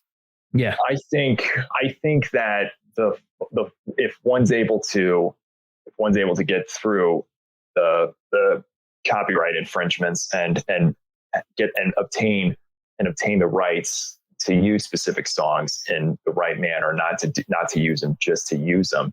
Mm-hmm. It really emphasizes the power of that moment, and whether it be from Like a Prayer, like you were talking about earlier, Brock, or even in Good Riddance, like the moment that opening guitar transpires and we see the X, I'm like, oh no, like I you had an idea that this was going to be like a farewell of sorts, but you didn't anticipate it to go in the direction that it was. Because the first time, not to get off topic, but the first time I heard a Good Riddance, Time of Your Life, I was actually in third grade, and we were watching an advertisement for a summer camp, and talking about the week that these campers had in 1998, and then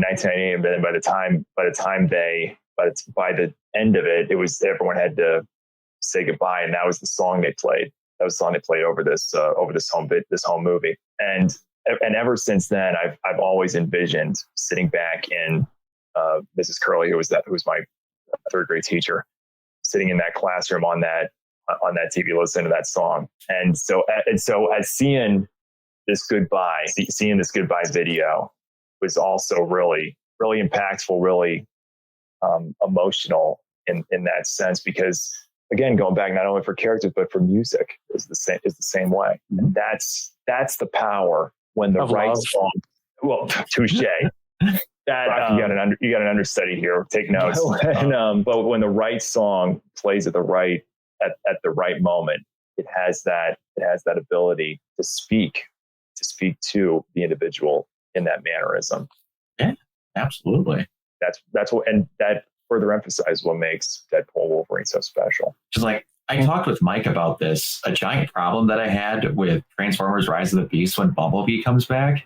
I wanted like some triumphant, like actual orchestral thing, and then they just put "Mama Said Knock You Out" because it's whatever. I'm like, that was so good though.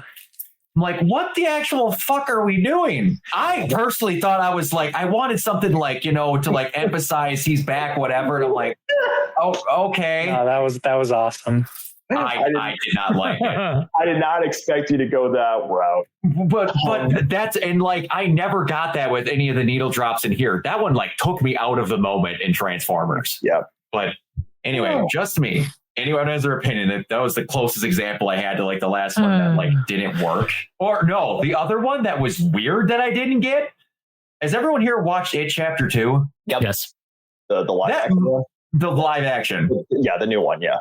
Yeah. The moment in the basement where I don't remember exactly what's going on, but one of the kids finds, maybe it was his mom or someone that's like trapped in that contraption, like trying to rescue her, and then it just pukes on him and Angel in the Morning starts playing for some fucking reason.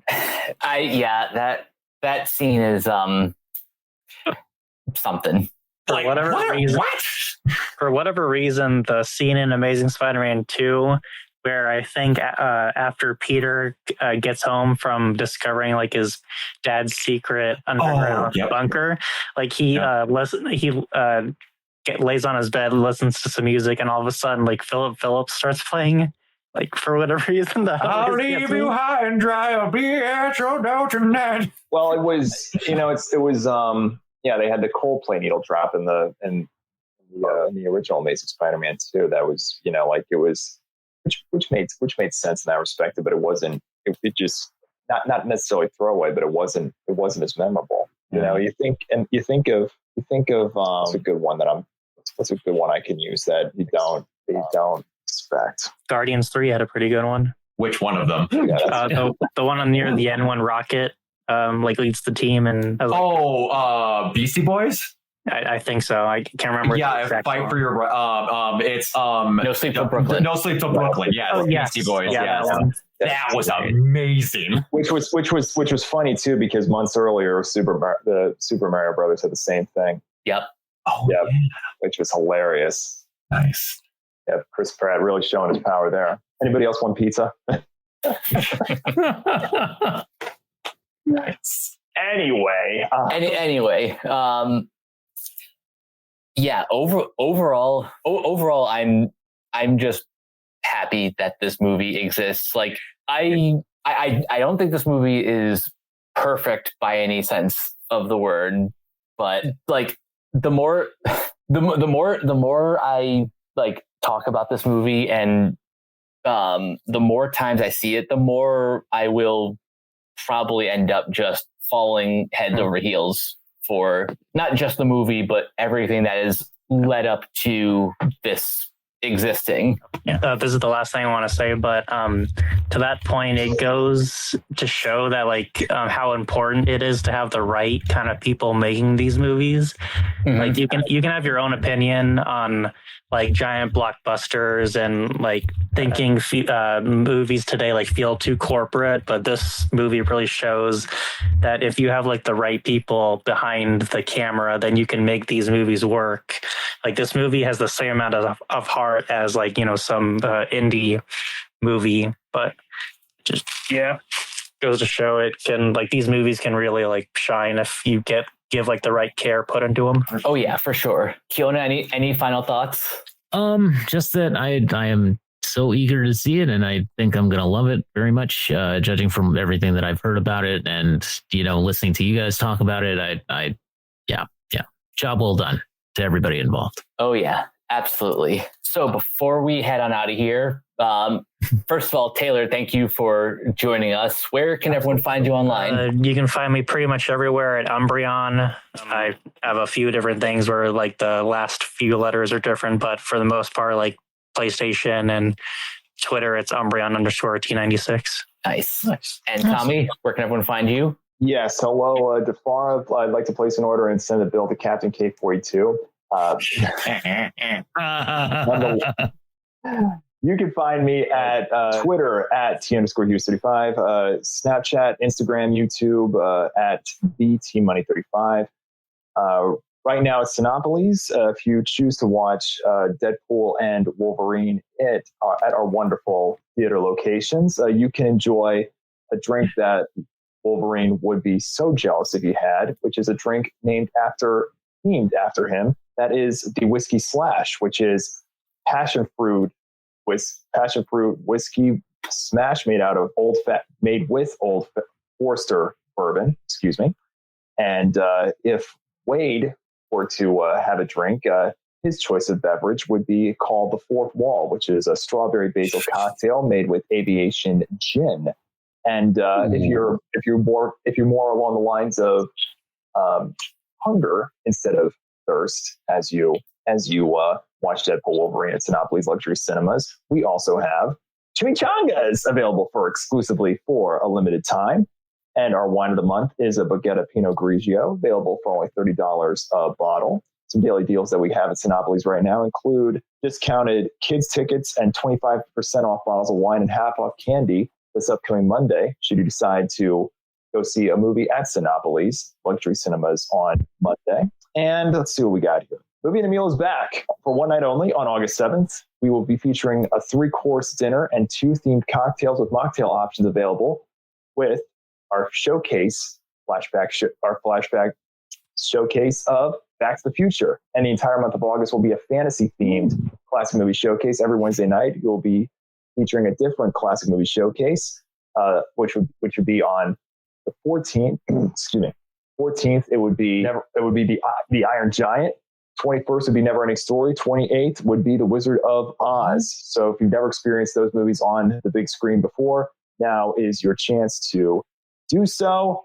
And also forgot one little tidbit of Deadpool merchandise we are also offering at Sinopolis with these Deadpool and Wolverine screenings.